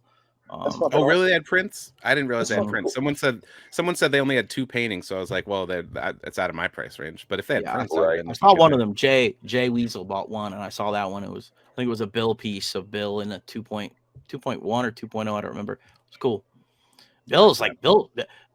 Bill's too talented as well, man. Fucking break his fingers or some shit, bro. Like, we need to cut back, bro.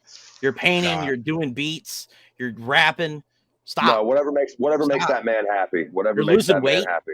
You're not a fat guy no more. Yeah. Look at that slim and trim Billy Obey. I know you're watching, Bill. You got to stop it, bro. Yeah. All that talent makes me happy, so keep it up. It's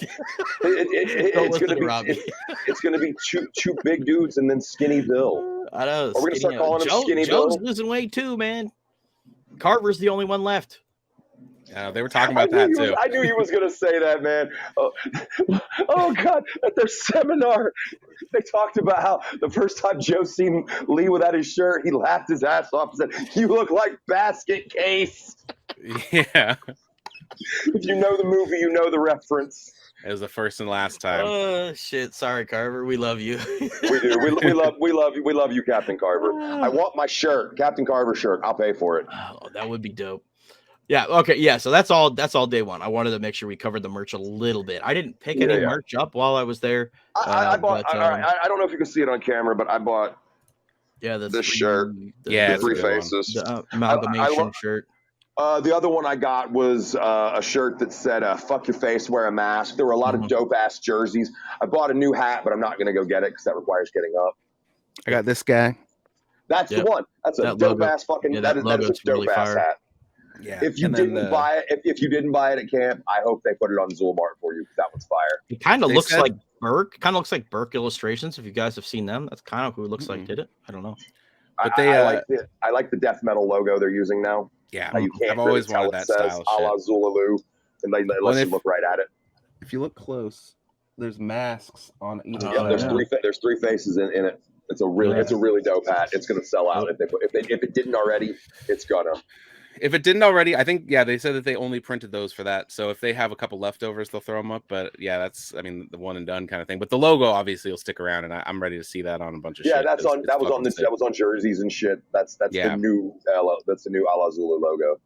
And then they have the other one, which is the Horns Over Halos logo, which they had T-shirts of, which I also got that. God damn, they're just giving us so much, man. Yeah, it's finally time. Day 2 starts off actually with me and Fatz here. We pretty much kicked off day 2.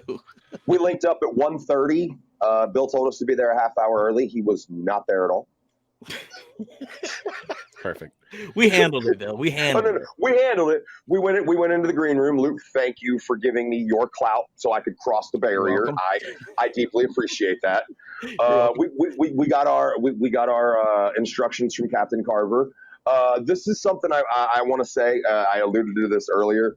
If you were asked to have a chance to win $100 or a $50 gift certificate, just get on fucking stage. Just volunteer.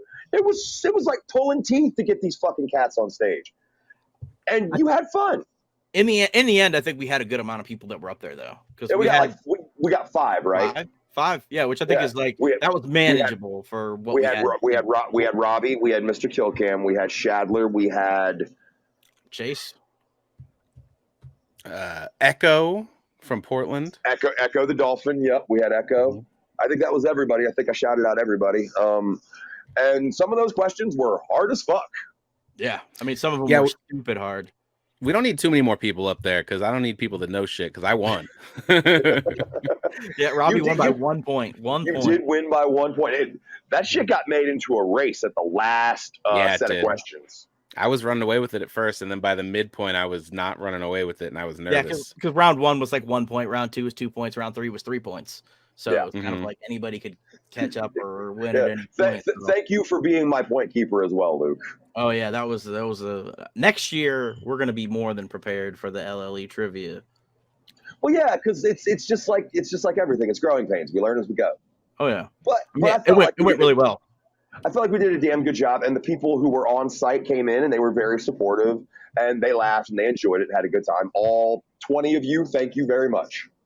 I now know what it's like to be a local rapper. I rocked a 20-person set. And I got this first, yeah. Oh, is that what you bought? Is that what you bought with your $100? Yep, $25 football jersey. Yeah. That's no complaints there. Dope. Yep. Yeah, I bet. Yeah, after we did that, we rolled into the tattoo competition, and the thing I said about the fucking trivia competition was triple on the fucking tattoo competition. I was gonna say double, but yeah, triple. You motherfuckers! I know you have tattoos. Where were you? All you had to do was stand there. You didn't even have to answer a question. You just had to be like, I have this. You could have won easy money. Fuck. Shout out to Laura Guile, Anthony Woods, fucking Neckpissa, Chumley, and ladies, I don't remember your names, but we love y'all as well. You too, yes. Thanks for showing us your tattoos. Your tattoos. Thank you so much for your tattoos. It was you had to be there basically. Shout out to Stalks. Sounds like shout out to Stalks Boogie. Shout out to fucking Sonny Mills. Sonny Mills. I love that motherfucker. Oh hell yeah. And we had one more person, didn't we? Was it just the 4 of us? I think it was just the 4 of us. It was just 4 of us. And also, since I forgot to mention to it, shout out to Stalks Boogie for Day 0 as well, man. He rocked that shit, man. You should go check his shit out, dude. He has some skill. He's up and coming. And that was but like going concurrent with what we were talking about, which we mentioned earlier, was the PebFX mask painting. Anthony Woods and Laura Guile won. Sorry, I want to get that out of the way. But yeah, P did the mask painting thing, which, like we said, there were a lot of kids there, and he even told me later like it was really cool for the kids. But there were a lot of adults there that were doing shit too, like the Anzalones. I don't know. Every time I pronounce his name, it comes out wrong. So. You know who I'm talking about. We definitely know who you're talking about. Ruth and Mike love yes, them. Yes. They're so cool. I know their daughter was having a good time. Yeah. Shout out to P's wig. His fucking his Bob Ross wig, dog. I seen that shit and I cackled for like 10 fucking hard minutes. Yeah, so everyone got a economy blank 2.0. But you got to make it yours. Right, you got to paint it. You got instructions and guidance on how to paint it. I saw a bunch of really, really cool masks that came out of that. So that's a once in a lifetime thing. Or I mean, for this year so far. Yeah, they'll do it again, and it'll be bigger next year. Totally. I can already tell, and it'll sell out the same. And I love the idea of everybody running with this customization. As somebody who's had a few masks customized, I love the individuality, because we all have faces, but these are mine. Yeah, totally. With the ritual and with the painting, it's very like, this is your experience that you've experienced. You know, you've done this. Yeah, exactly. It's no one else has the same experience. But yeah, that seemed really sick. I saw Mike Spawn again, who I was there with, did his, and it looked really fucking good. Gage, who I was there with, did a really cool one. So I think the biggest hit was Sugar Kill Cam. Her black and blue special was pretty fucking dope. Really good. All the adults were throwing horns at her all weekend. Like, that's really cool. I wouldn't be surprised if someone jacks her paint job. And it's like, the cool thing is, it's like it's Xul centric, you know, it's part of the whole thing, but it also really, especially with the kids and stuff, inspires creativity, which is like a really cool thing to bring to the whole event. Like, so, you're absolutely fucking right. Yeah. I don't remember. It was the Xul seminar after that, right? Costume contest. Costume contest. I didn't see it. I saw some people walking around with costumes, but I didn't. I did. Joke Nasty's wife. I'm forgetting her name. She's gonna hate me because I said that. But she had this awesome Hoggette design where she was kind of like doing Miss Piggy. She looked fucking great. Sam Wilson had an amazing fucking 13 Ghost costume. Robin Butts, I supplied the blood for her to do her Carrie costume. Really cool. David Eves had a saw a Papa Emeritus costume. That was David Eves. We had a Hooligan Joker, because his Halloween mask was jokered out, and then I can't remember. Oh Killa Steve Donnelly. He was just a full skeleton in his Halloween mask. A lot of creativity. You remember who won? It was Joke Nasty's wife, Mrs. Nasty. I'll say that because that's what's on her name tag every year. It was a cool costume. I remember seeing it around. Shout out to the Petty Bones. It's not camp till I get my name tag. Yeah. Big Petty Bones and the Gravity Bleeds, Brandon Philbrick and Lydia team. They were so on fucking point this year, and I love their booth. And even if you don't intend to buy anything, just drop by and bullshit. They're all genuinely great humans. Yeah, check it out. Say hi. Yep. Then was the Xul. Tell Philbrick he's not safe in a mosh pit as long as I'm there. So this is where a couple things coincided. I think. Yes. Because I missed a lot of this stuff anyway. The Xul seminar was amazing. Xul seminar and V Sinister were scheduled at the same time. I think they pushed V Sinister back and put Worm in his place. Because the horror didn't show up, everything had to be reshuffled, and they gave Worm a shot. And I missed it because I was at the seminar /family photo, and I'm kind of bummed because I like Worm. He's got a really he's got a great his style. I like the way he raps. I like the way he performs. It's harmful for him, but we enjoy it. He's the underground darling. And they did kind of the inverse of the night before, where Doc Gruesome was his hype man.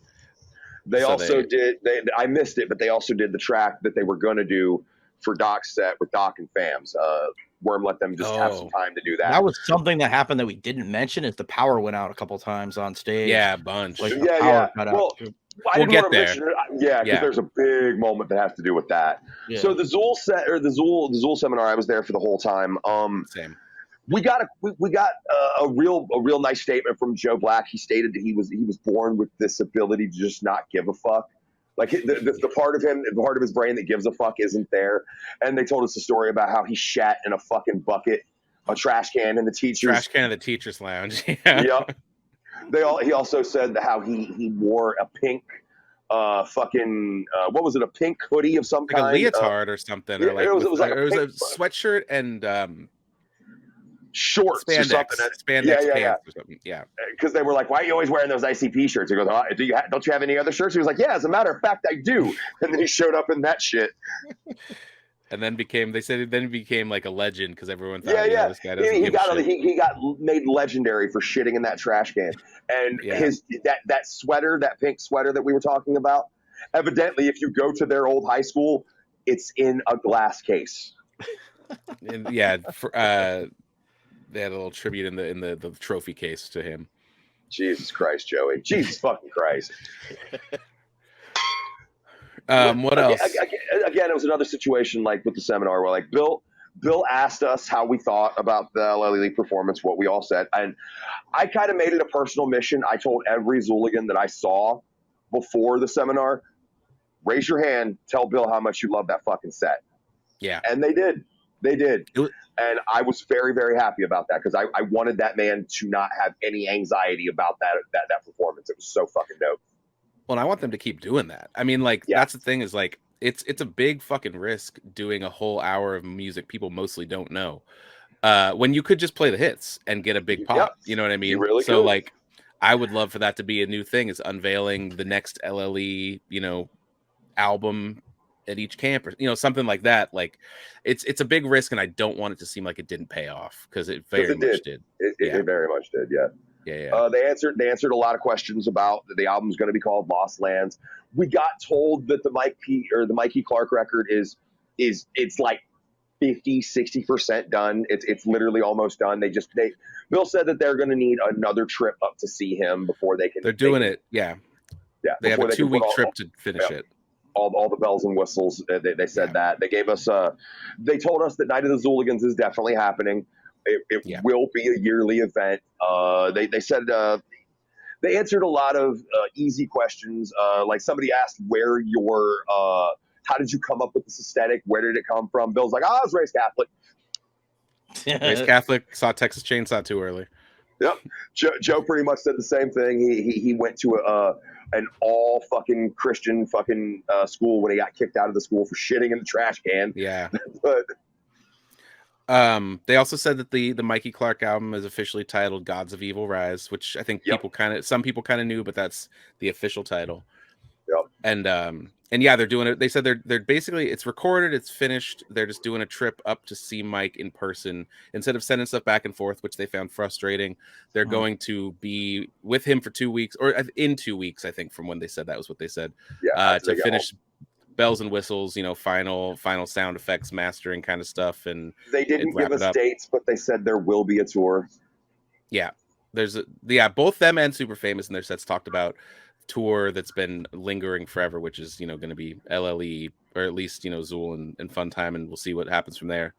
They kind of talked about some of this stuff before the SON announcement was official, so his name was not dropped in some of this stuff. But I asked, this is a personal question. I asked, how do you design a face? And he's typically like I'll hit up 8 Legs did the 2.0. I was like, draw me up 6 different forever faces, like your ideas or whatever. And I took them and I cut little pieces out of them and like Frankensteined them together. And that's how I made the 2.0. This, Jacob drew as well, did the same thing. We kind of tweaked a few things and took a couple spots out. Jacob's very talented. Yeah, it's Jacob. The 2.1 is done by J Mus Morbid Gore, I believe. I did the same thing with that. I'm like, draw me up like 6 different ones. So there's a bunch we never even made. That's really cool. I don't know why I'm talking to him. That was your question. He's just really big and imposing. Mama? Yeah, that was really interesting because he had done, so Legs did that with the 2.0 and the 3.0. Someone else did the 2.1. Yeah, he said he did the exact same thing he said he's pretty much done that with all of them. And that's so cool to see the behind the scenes on that. And this is what I meant when I said this is your chance to ask deep questions, people. This is where those times are for, man. Like when you guys are hanging out smoking in front of a venue, if you're lucky enough to, that's not when you ask that question. Say that shit for camp, when they're prepared to give you all the information you've ever wanted. I felt like they were demanding questions and people were just being kind of sheepish. I'm not gonna say it upset me. I'm just saying learn. So this is what you do. Starting today, when you're watching this video, open a note file in your phone, and just when something pops into your head, write it down, and you'll have it for next year. Genius shit from fucking Twisted History, y'all. Hey, I try. We got the family photo after. We got the family photo. This is the family photo happened. Yeah, it did. Yeah, family photo happened after this. This was like one of those other like crazy moments, because this is when I was right before this. We didn't mention the food trucks this year were fucking fire, dude. Oh my god, the best food we've had yet. The best food we've had yet. Nobody was crying about fucking brisket fries. It wasn't mentioned. No, I bring this once. Bring that back next year, guys. Like that was good. Okay, somebody was crying about it. Fuck you, Luke. What? No, I'm not talking about that. I'm talking about the food this year. Oh, I thought you were talking about the brisket truck. Oh no, I don't give a shit about that, bro. The hot dogs, the fucking burgers, that shit was dope. I'm not a gourmet dog person, but their other options were pretty fucking dope. Those burgers, though, them burger people, bring everybody back. Everybody was so good. Please. Yeah. But so what happened was I had eaten. I had it was like a grilled cheese smash burger at the thing. Yeah, it was fucking delicious. And I was walking back over because SON set's coming up here soon. And then there was as I was walking, everybody was like, "Oh, you're walking the wrong way." And I was like, "What?" And they're like, "Oh, the family photo's going on." I'm like, "Oh, okay." So made my way. Family photo happened. Joe Christie gave everybody a hard 15 minutes. He said, "I'm running to the parking lot. We got 15 minutes." I made a post. Everybody started fucking bringing themselves in. Why? Who told that man to get on that fucking roof? Well, actually, he told me like he was gonna take the regular photo, but he was like, "There's no way I'm gonna get everybody in this photo from here." So he's like, "Fuck." Well, isn't that why we did it in front of the gallows? So that is why. So I don't. They wanted it in front of the church specifically, which it looks fucking cool. But I mean, hey, it made a fucking platform next year. It made an epic moment for Camp. Yeah, let's be real here, because the most epic part about this whole thing is he climbs up there, and then it's not high enough, so he climbs up actually on top of the whole building, the top, and then somebody throws their phone up to Christie. Caught it in the air, dude. That was unreal. It was for real, the whole thing. And he told me afterward, he was like, "Bro, that motherfucker was shaking the entire time I was up there." Yeah, he was. Yeah, it did not look sturdy. The photo came out dope though. So good. It was. I actually was able to find myself, and I'm gonna give everybody a little fucking life hack for the family photo. Find a big guy, stand near him. Scotty is my fucking. He's my landmark. If I find Scotty, I know where I am. I just did. I was standing by Carver. Scotty. So if you find Carver, I was standing kind of near Carver. Yeah. Or pick one of the boys. That's also a way to stand out. Yeah, Carver came out and threw his arm around Mike Spawn and like. Yeah, because I was standing right next to you guys. Moment. Yeah. I got this awesome personal picture with Joe, but the best part about it is that Keegan's old lady is in the background and she just looks sick of everyone's shit. That's she such a great just picture. So tired of it all. Love you, Amber. Yeah, next. This is the one set that I think I regret missing the most. Even though I haven't seen anything from it, I'll tell you what happened. I went to the green room because, like I said, SON set is after the Hooligans set, who we're about to talk about. And so, I'm back there with SON, and I see all the boys, the Hooligans, and they're like putting on like robes, and they put on like a mask, and I'm like, oh man, this set's gonna be fire, damn fuck. So I have to ask tell you me what happened. I missed the first fucking 4 songs because I had to get some food. Somebody tell me what I fucking missed. Yes, Robbie. You missed. I can't think of what songs specifically right now, but you missed. They came out. I know the Fams songs had I missed, Fams had the white trash Pope look on, with the black around the eyes and the Pope hat with the 26 on it, and they fucking just went in. I mean, there wasn't a lot of fanfare that I can think of. They played the intro track and came out in their garb and just fucking lit it up, and it was sick.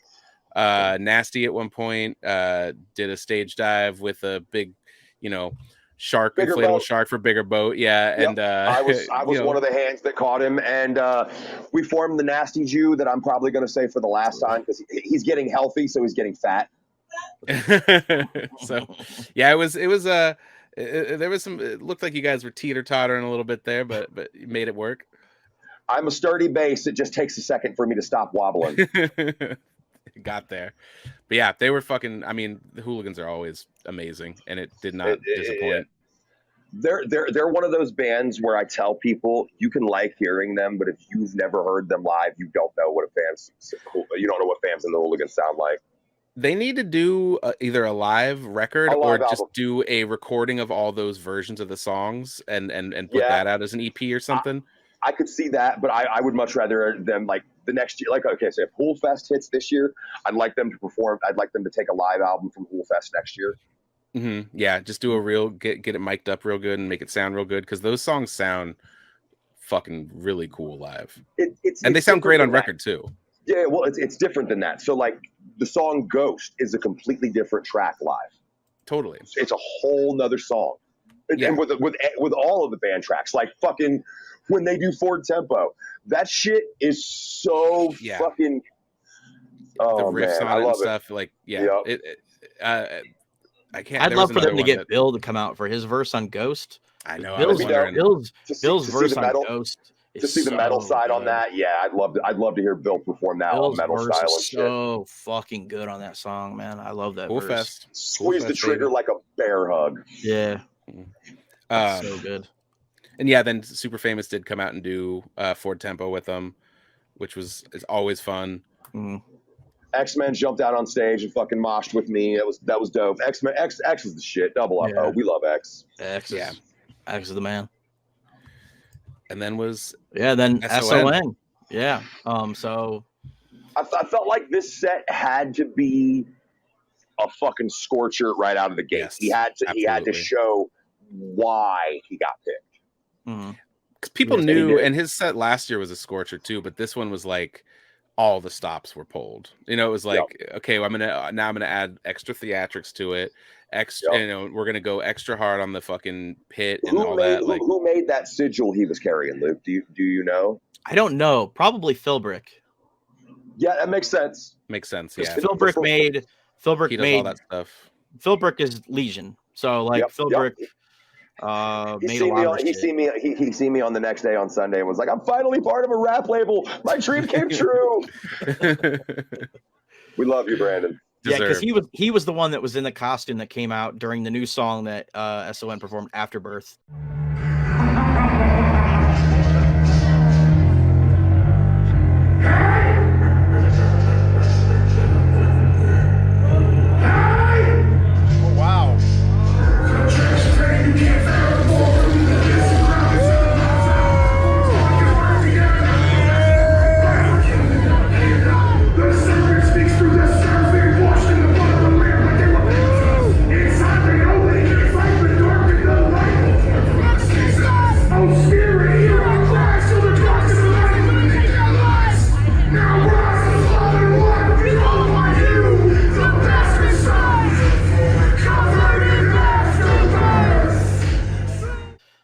I don't know what he was fucking spraying on us, but that shit did not feel good. Dude, it was blue and it was cold. It was like blue and it was cold. When we were out back, he was like doing the mix for that stuff, right? And the original mix was like tar. Like he like picked it up and it looked like goo, like Nickelodeon slime. I was like, whoa. So he had to add more water to it. But it was like gunky, like goo. Yeah. It was like Afterbirth, you know what I'm saying? Like with the blood and shit, like the shit they were spraying on us last year, you could kind of taste the fruit punch. Yeah. Not on this shit. No flavor. Luckily, I didn't get it to the mouth. I just got it right to the chest, but it was. Bro, I took a whole fucking facial from my chin to my chest. Yeah, it was thick and it was blue. I got money shotted by Brandon Philbrick. Yeah, shout out to the Petty Bones for helping with that shit too, because they helped with the set too. And then when MJ Lovecraft was out there hyping the shit, and then also during the whole set, he had two like goons, two minions out on the stage, two red-faced demons. Two gentlemen standing out on the stage, and then we cut, and then it's Clockwork E.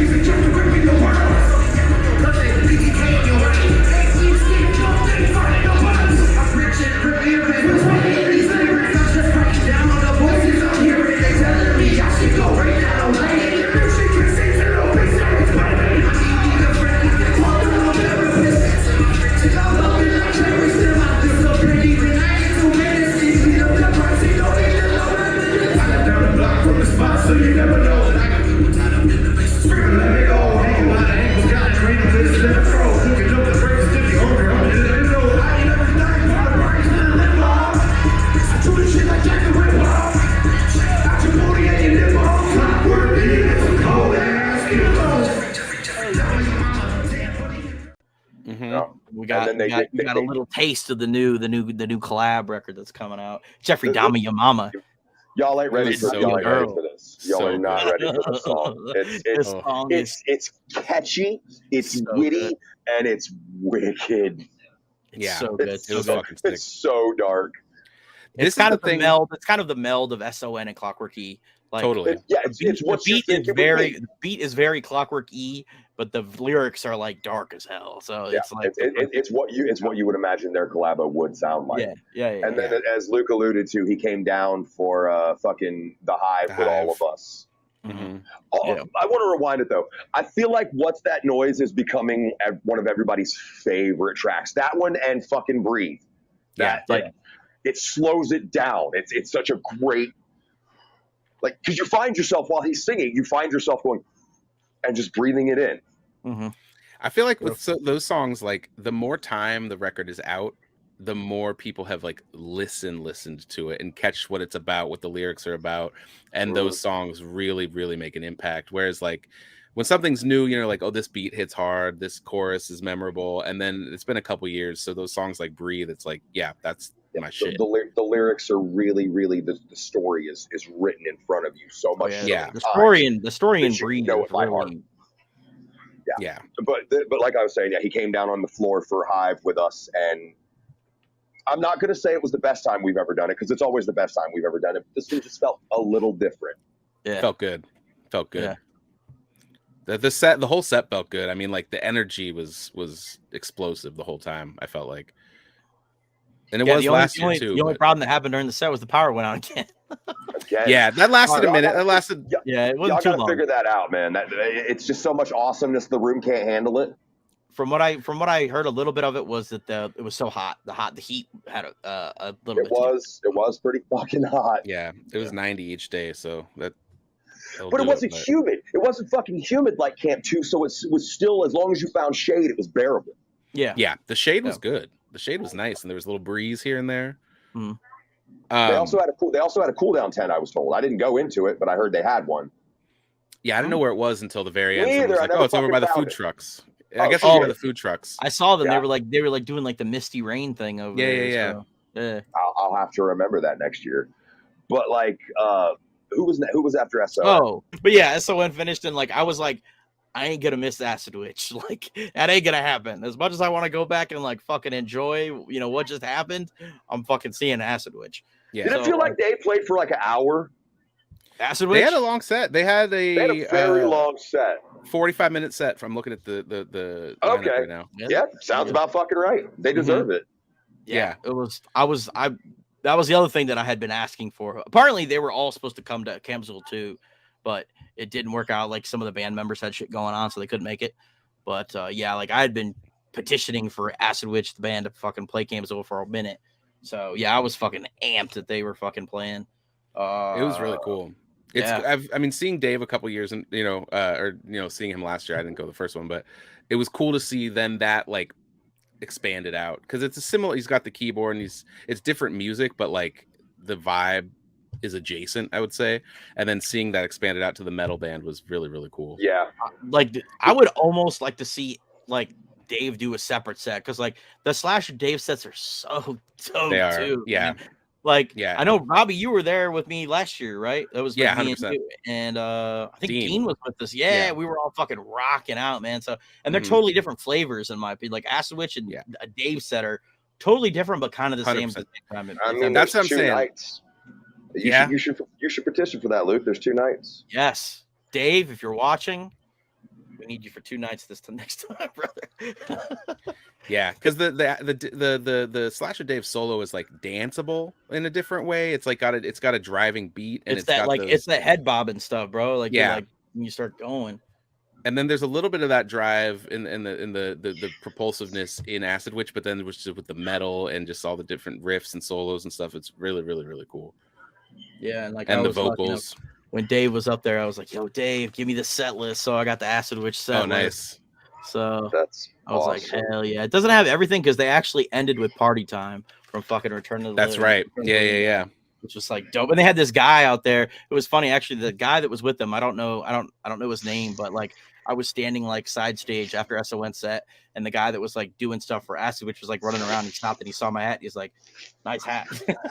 But he was also the guy that was dressed up like a witch, which was also the funny thing. They had like this guy that was like, I don't know what mask he was wearing, but like the mouth moved on it, but like it was a wild looking witch mask. Like I don't know where the hell he got it, but like he was like coming down in the crowd and like giving people like worm candies and shit, and then he was like up on stage like cheer, like it was pretty fucking dope. Yeah, the little mascot. Yeah. It was really cool.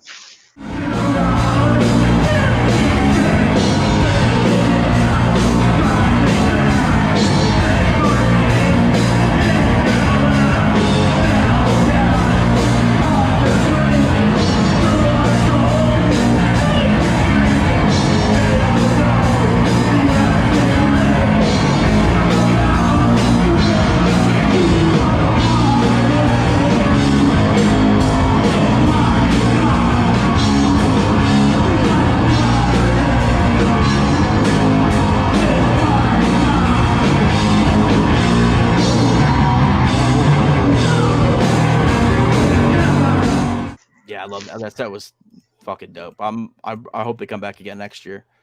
But yeah, after Acid Wish, this is like when we're getting into the main event. Pretty much. The two headliners. Yeah, pretty much. Super famous. Something happened this year, man. We'll get to it, but it's hard to talk. It's hard to talk about the rest of the set because the end was so, Yeah, I mean, for real. Do we want to just like everybody's seen a Fun Time set? Do we just want to go to what happened? Yeah, well, first I'll say they did play some songs that I haven't heard in a long time. I know I've been bugging Whip forever to play Finders Keepers. They finally played that, which I was really, really grateful for.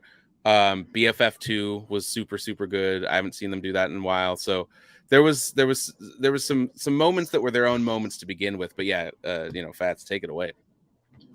All right, so they're doing With a Little Bit of it was With a Little Bit of, right? Yeah. I always get the names confused for a second between Light Dam and With a Little Bit of.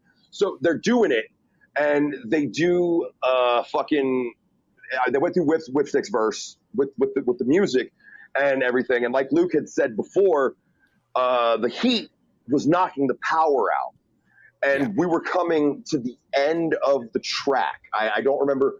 Had they finished Eight Legs verse? No, when the it power was went out? midway, I think. We were midway through Eight Legs verse, and it goes black. Mm-hmm. And like everybody's waiting for the song to kick back on, everybody's still doing it, and they said fuck it, and they just kept going. Yeah, they just kept rapping. They didn't miss a beat. They didn't stumble. No lyrics were off, and we were all singing it with them. Yeah. This is a moment in history we are all going to talk about the night Fun Time went a cappella. And the word you used earlier, intimate, that's exactly what it was. Yeah, it was a camp sing-along. It was a fucking camp sing-along. Everybody in the crowd was doing it with them, and it will never be duplicated. And I specifically I ran up to Whipstick at the after party and I said, "You planned that shit, didn't you?" And he said, no, I didn't. And I said, I don't know if I 100% believe you. To which he said, "Ask Jacob." And then he said, "We were supposed to end on positive, like we always do." And then he was like, "But how could we?" No, you can't come back from that. That was it, man. You didn't need it. That was perfect. It was perfect. I mean, you had to be there. Yeah, I teared up. It was. I mean, just because what happened was, the sound went out, and then they were like, you could tell there was a moment, just a little breath of like, are we gonna wait for the stuff to come back or what's up? And then Whip just kept going, and then Jacob joined him, and then the crowd joined, and like you could tell, like a few bars into just the acapella, the whole crowd, a huge cheer went over when we all realized that they were just gonna what they were doing.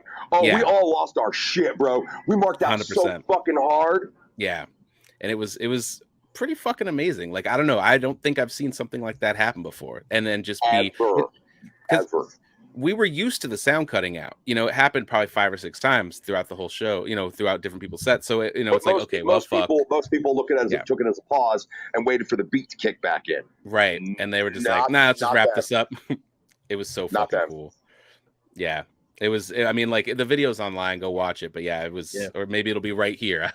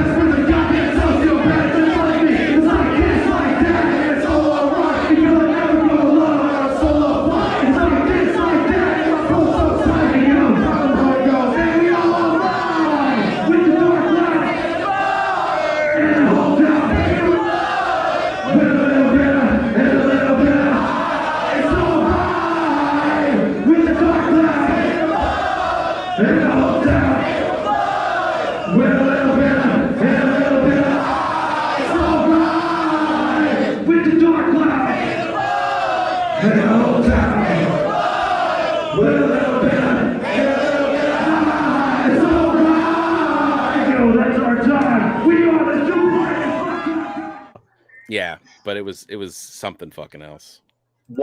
Number 4, I was at a loss for words. Yeah, 100%. Whole crowd silenced, like done. Nobody knew what the fuck to say. And then every time they hit that chorus, louder, louder. We just kept fucking screaming it. It's all right. Yeah. Whew. And then it's all disappointment for them from there. That's their peak. It's not getting any bigger. Yeah, then we got Xul.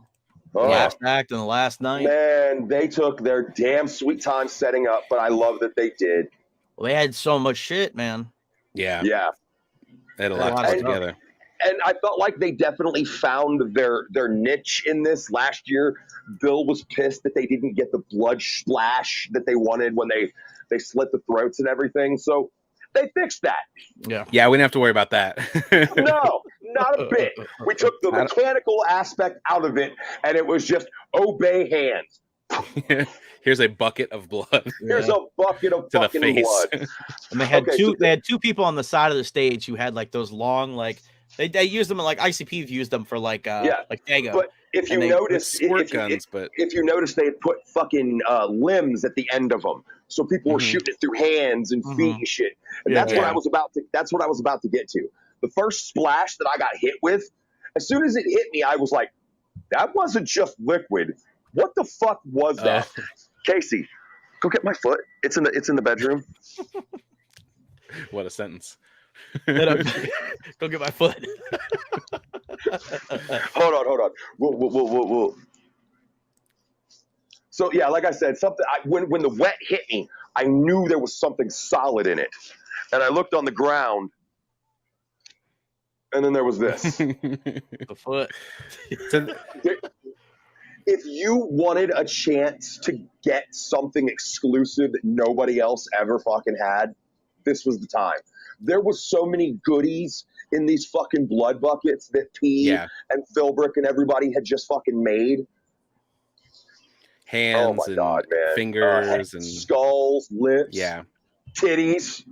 Yeah, for me, cool. that's what happened. Is they did what song was it that they did where they brought out the body? What song was that? I genuinely don't remember. Yeah, it was such a whirlwind of blood. They brought out the whole like corpse thing. This is what Philbrick built. Oh yeah, Miss Pettybones. Leah was inside that. Yeah. I think they called that the corpse cunt. Yeah. Or the casket. Funny, I looked at that thing up close, bro, and that thing had pubic hair on it. Filbert fucking put pubic hair on that son of a bitch. Of course he did. Of course I he was did. like, what the hell? But yeah, Bill's like tearing body parts off that thing, right? And he's like tearing off like the titty things and throwing them. And then Bill takes off the hand, throws it, and I snatched that bitch straight out the sky, bro. Like, so I got the hand. Yeah, this is Filbert made this, and actually Filbert told me this is Lydia's hand. She actually sculpted Lydia's hand. Oh, wow. I don't know who modeled the foot. Casey caught Joe's glove. That was fucking dope. She said it landed in front of her, and everybody looked at it, and nobody made a move for it. So she snatched it. That's you got to be quick on that shit, man. If you see it and you don't think anybody else has, take that shit. Yeah. But the guys that were squirting water, like where I was standing right at the end of where the water came down. So I was getting like sprayed because there's like up front you're getting doused, and then there's like an area where you're safe, kind of safe, and then there was another area in the back where you're getting all the sprays from people with the guns. Yeah. And I was right in that area where everybody was getting sprayed with the guns. Like that was right where it was coming down at. I was like third row deep. So anytime there was a bucket, I caught in my area when there was a bucket, I felt it. And now this is what I described to everybody. I wonder what your experience was. It was like everybody was standing there like, I want this, I want this, I want this. And then when it hit you, it was so cold and so shocking that you stood there just yeah, like, 100%. Like you said you wanted it until it hit you, and then you just stood there like, oh my God. It was a violent experience every time. It was cool though because it led to people kind of moving around, where like people would be up front for a few songs, they'd be like, all right, this is kind of a lot, and then move back, and then other people would get a chance to move up front, and it led to a lot of crowd movement. This is a public service announcement. Don't mosh on a bloody fucking floor. No. Bill was like, you guys are gonna mosh, and Joe Christie looked at me and said, you be fucking careful. I looked back at Joe, I said, I'm not doing that shit. I don't know what that stuff was made of, but it wasn't just water. It was like thick and soapy. So you would have just fucking gone. Yeah, you couldn't get it. If you moved in any way, you knew you were on an ice skating rink. Next year, I'm going to get a good run when it's over and just slide through it. When it's done. Yeah, at the end, right before cleanup. But like this is one of those things though where it's like we don't need to mosh for this. We're all just waiting for you to cover us in this shit. Yeah. That's the how thing we're that's happening is enough. Yeah. And it felt like because I know like last year they had been a little bit let down by how the mechanics of it worked and how the spray went. This felt like all cylinders. They hit their marks. Like they had the new masks. So the set was great. Happy. Like I don't think I've seen Billy Obey smile that big ever. The only thing that didn't go off exactly how they planned was when that guy came out and was going to take a giant shit on the crowd. Yeah. Yeah, no. Nobody went downward wanted that. Too much. Nobody wanted that. The fucking that was Stalks, by the way. Yeah, it was. Yeah. And he came out and bent over, and the crowd parted like fucking Moses. Nobody wanted that shit on them. Nobody. Even though it's just some kind of liquid, I didn't see it go. Did it go wasn't off? Real shit, but it looked like shit. Did it go off? Yeah, it did. It just went down. Okay. It wasn't the eruption they thought it was going to be. It was like a stream. It was like a stream, but nobody wanted it on them. Nobody was like, "Oh yeah, let me get the poop on me." That didn't happen. But yeah, if you were not in the first like 2-3 rows, you probably couldn't see it because it just went from. Yeah, I was probably like 4 or 5 back. It went straight down like a faucet, so it was like it was cool, but it shot out and then it petered out as it was losing power. Yeah, it was nonetheless disgusting the entire time. Oh yeah. Whoever made that poop, good on you. That looked real. The whole thing was such a perfect live set for them though, because it was like the new masks. It was like the dawn of a new era kind of thing. New jerseys, and then like presentation with all the blood and everything. It was like a cross between ICP and Guar, and it was like, oh, this is Xul. Yeah, it was very, very cool. There you fucking go. I have never even put those two together. That's what I was thinking the whole time. I was just in my head like, they figured it out. They got the thing they need to do. This is their thing. And they played only one new song, I think. They played Horns the Horns Over Over Halos, Halos. They played Horns Over Halos. Yeah. They did a lot of deep cuts. They played fucking Maniac or a Psycho. lot of Psycho. Yeah, a lot of Psycho. Stuff. Dead. They played Dead. Yeah. They played No Worries. Dead was one of my favorite. Yeah.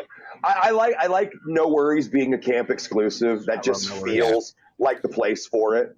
Yeah, it's so fun and lighthearted. It's perfect for that. And then love that song. What was I gonna say? They did Hold My Soul. Yeah. With Lee had a verse. Is that a thing? I was about to say, dude, did anybody else catch that? That was a Lee Carver verse for fucking Sold My Soul and Bought a Microphone.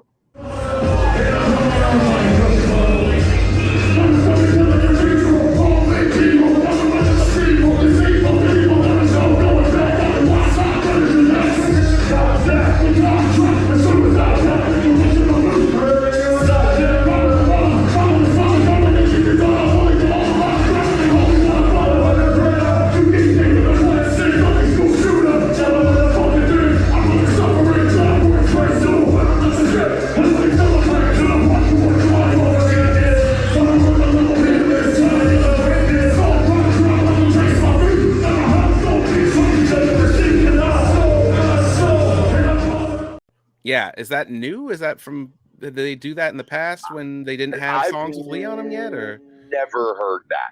If they've done it, I was not there. Luke? Okay, I was wondering. I'd heard whispers that Lee had done a lot of verses for old shit.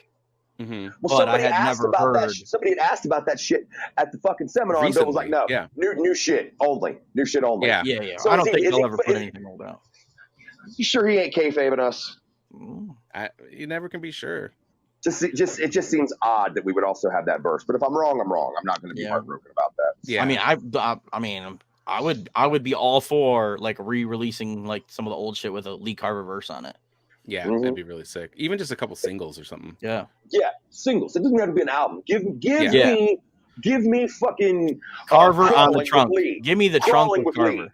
Yeah, we all have the track we want. Yeah, we all just said it right there. There we go. You heard it, Bill. Crawling in the trunk. And what was yours, Robbie? Oh, I just repeated you with the trunk because that sounds cool. Okay. We'll keep Diabolic on it. Don't cut Diabolic off. No, don't cut him. Just add somebody. Yeah. Lipstick needs someone else to kill him. Yeah. So speaking of the set and old songs, they did move back. And I was expecting SON to come out. Yeah, what's funny about that is the homie John Allen, DJ Rascal, he looked at me, he's like, is SON coming out? And I'm like, I didn't know. You know what I mean? I didn't know at that point. I legit did not know. And I was like, oh, I don't know. And he's like, he better. And I'm like, okay, I don't know. Nope. And then he didn't come out. Bill made a joke about that too. He's like, he told us to fuck ourselves. Yeah. Okay, I don't know. I wasn't sure if he just wasn't around at the moment and was supposed to, or what happened there. But it was, I was ready for that big. Okay, he's in the thing now, and here he is. And I don't know. I honestly don't know what happened in that situation. Right. So that'll be next year. Oh yeah, they did it last year, so that's why I thought it was happening. They did, but they also brought Diabolic out to do in the trunk as well. Yeah. They didn't do either of those things. Mm-hmm. Yeah, so, and they had Super Famous. I thought it was cool because they already had the LLE set. This is just Xul, just an hour. Yeah. This year, I don't know. Like I know in the past years, I like bitched a lot about them not doing collabs on stage. Mm-hmm. A lot. They did it last year, which was your number one complaint from Camp One. It was. This year, but I mean, this year there wasn't a whole lot of. I don't think there was a lot of opportunity for it because they didn't have they could have got SON out, and I guess they could have had Diabolic, but they didn't have Insane Poetry wasn't there. I don't know. This year felt a little different, I guess, in those regards. You know, what I mean? I do want to return to Triple MFD though. Yeah, I miss them. I think they were on tour or something, right? Yeah, they were both working. Separate stuff. Or had just come off of tour and are resting, one or the other. Yeah, because I know Scum was out with Smalls One. Shout out Smalls One making an appearance. Yeah, she did come out, hanging out.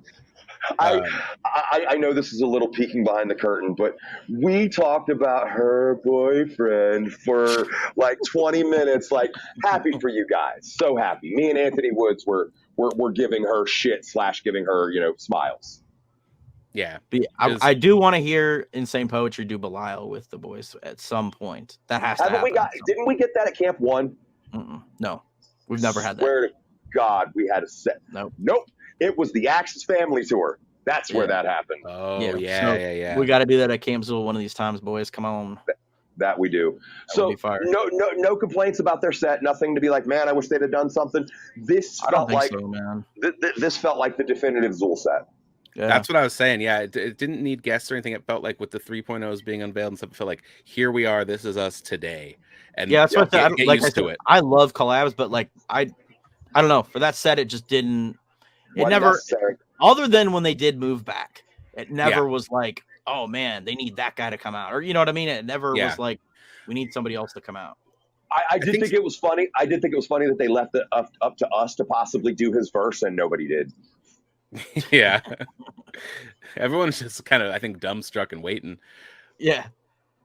I think like the fact that the LLE set was the night before too, and they did Brainless, they did Lord of the Flies, you know, Hide and Seek. Like I think there was like we were like, okay, yeah, we got our collabs. Like we got now I want to see you do your thing. Yeah.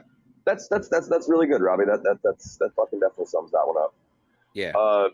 Any takeaways from the set? Anything else? Anything else anybody supposed to bring up? The only thing between SON, super famous, the LLE set obviously, and then Xul playing Horns Over Halos, it's the coolest and most frustrating thing in the world to be like hearing all these songs and loving all these songs, and then like, all right, I'll hear them. Horns Over Halos had gotten played on TNT, so when people were singing, I was a little pissed because like, I don't know this. Why don't I know this? Yeah, I've got like the screen grab from TNT of that and Rhyme Asylum from the LLE album on my phone, so I knew those a little bit. But can you send those to me, please? Yeah, when we wrap this up. I would greatly appreciate that. Thank you. Yeah, because I was gonna go do it myself, but you already done it, so yeah, I'm taking care of it. And no one in the, if this is in the edit, no one hit me up.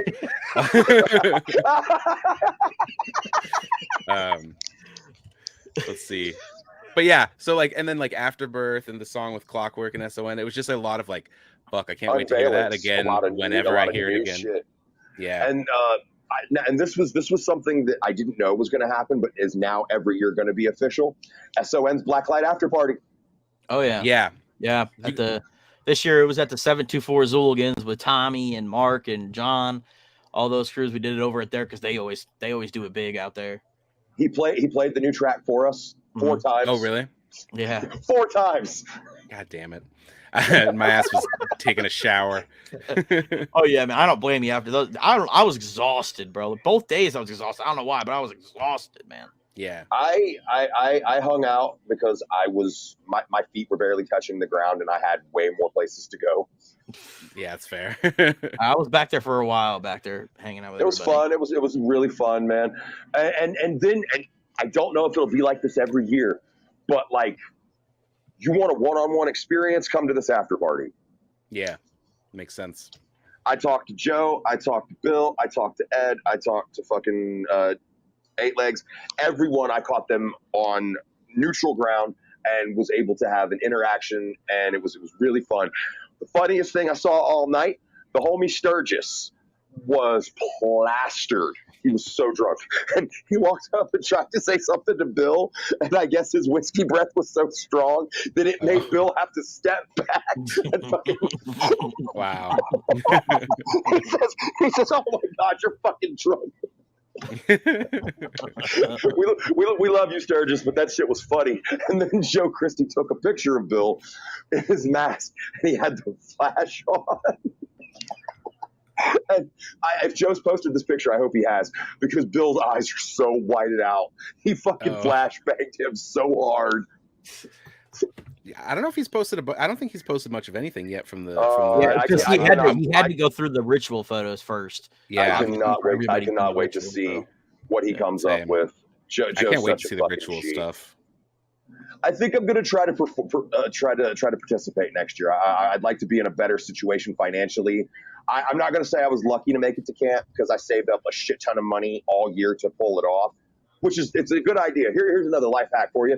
$25 out of every check. Put it to the fucking side if you can afford it. That's your camp fund.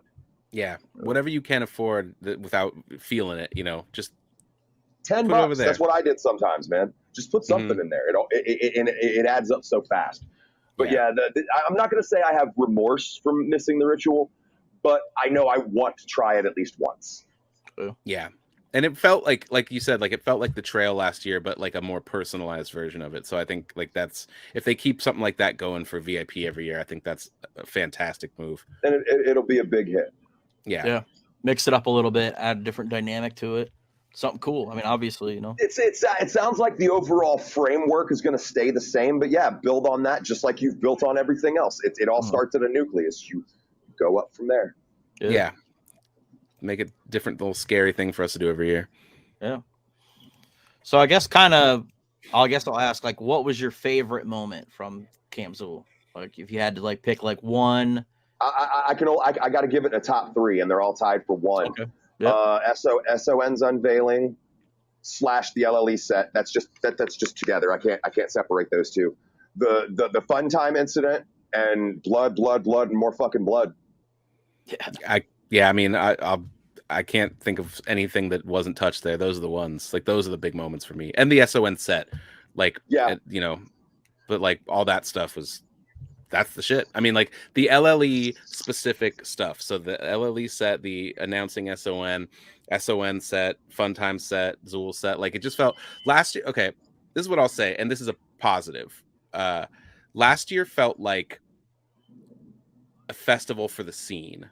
You know, it felt like at equal footing for everyone in the entire for LSP, scene. For fucking for no, I get what you're saying.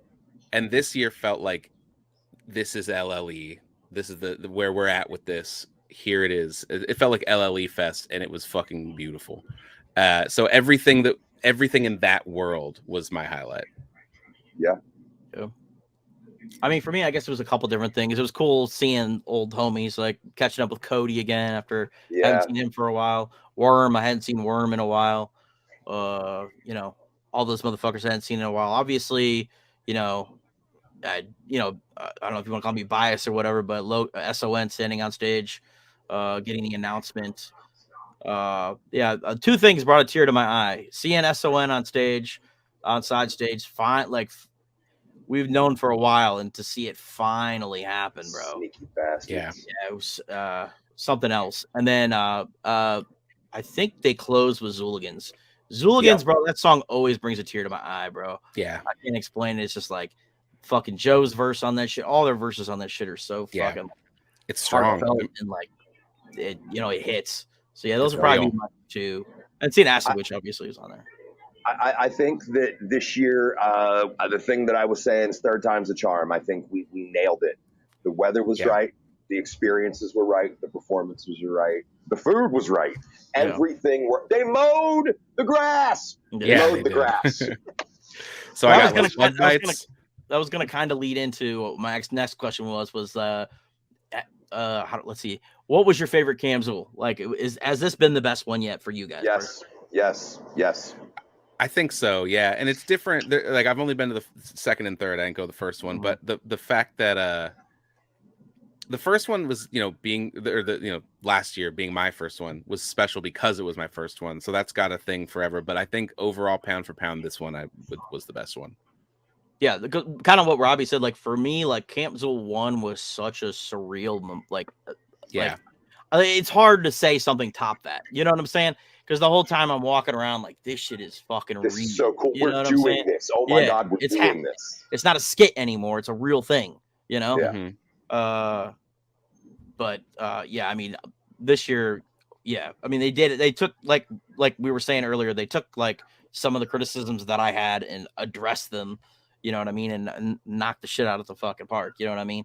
Regardless of whether or not I was, managing SON or not, they still made huge announcements. Dropped the new mask, you know what I mean? Like all these big things that I had been asking for. All the stuff we hoped we would find out last year, with new masks and album news and stuff like that.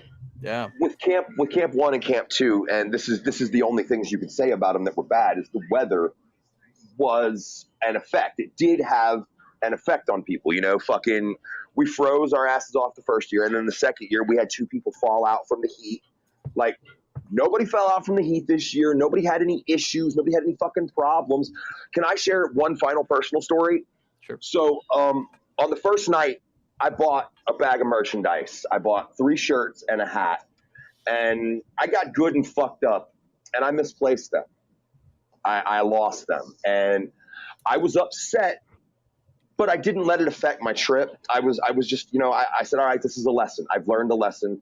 I know better than to do this. It's a ground score. If someone sees a bag of merch that no one has a claim to, it's free shit. Yeah. I'm old enough to know what that means. It's your phone.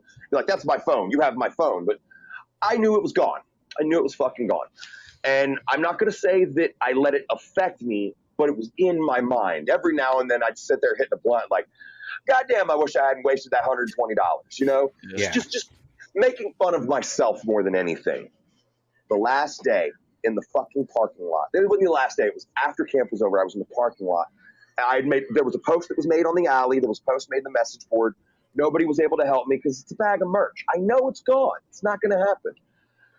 Anthony Woods comes out in the parking lot while me and Casey are saying our goodbyes to the Petty Bones and a few other people, Laura Guile and a few others. And he comes out and he says, hey man, what was it that you lost again? Like, do you remember what it was? I was like, I can tell you exactly what it was. It was this white 4X shirt, and it was a 3X and a 1X fuck your face or wear a mask shirt. And he looked at me and he goes, we have those. Heather has had those. They're in our possession. And when I tell you that I got weak in the knees and I fucking cried, I'm not exaggerating. I fucking weeped loudly. I hugged that man so tight and I cried on him. And I'm to you and Heather, sorry I got snot on you. But the hat was gone. I hadn't found the hat. So that's my lesson. I hadn't found the hat. The next day, my coworker, who I've kind of introduced to this, like he went to a Fun Time show and he loved it. And he said, what should I know if this is good? And I sent him Xul and Triple MFD and fams, whatever. Him and his whole family were at camp this year. All of his kids, his wife, they were all there. They were the ones walking around in the fucking oversized fucking jerseys because they're like this big around. But they had my fucking hat. All the merchandise I lost was brought back to me. That would not happen. That would not happen anywhere else, and I know that. No. So when I tell people there's nothing like Camp Xul, I fucking mean it. There's nothing like it. Yeah, I mean the word community gets thrown around a lot at different things, all kinds of different music scenes, but like I feel that there, it is community. Like everyone is looking out for everyone, and not just in the pit. Like I would have bought someone a fucking hot dog if they were hungry. You know what I mean? That kind of thing. Like it's people looking out for each other. Yeah. Xul Scouts is my example of that. That dude sets up a whole fucking table full of everything you need, and it's for free. He does, and nobody pays him. Nobody. He does that out of the kindness of his heart. You want to know the one thing you're never going to run out of at Camp Xul? Water. You will never be thirsty. No one will get sick from not having water. Someone will give you one. I have watched people at gatherings fall the fuck out because people are fucking stingy. Yeah. Not here. We take care of our fucking own. Bear in mind, there's not 10,000 of us yet.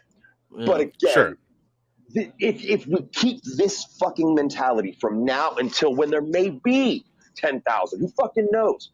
If we keep it right, and I don't mean gatekeep, that's the wrong word. Right. We do police our own, and we do take care of our own scene.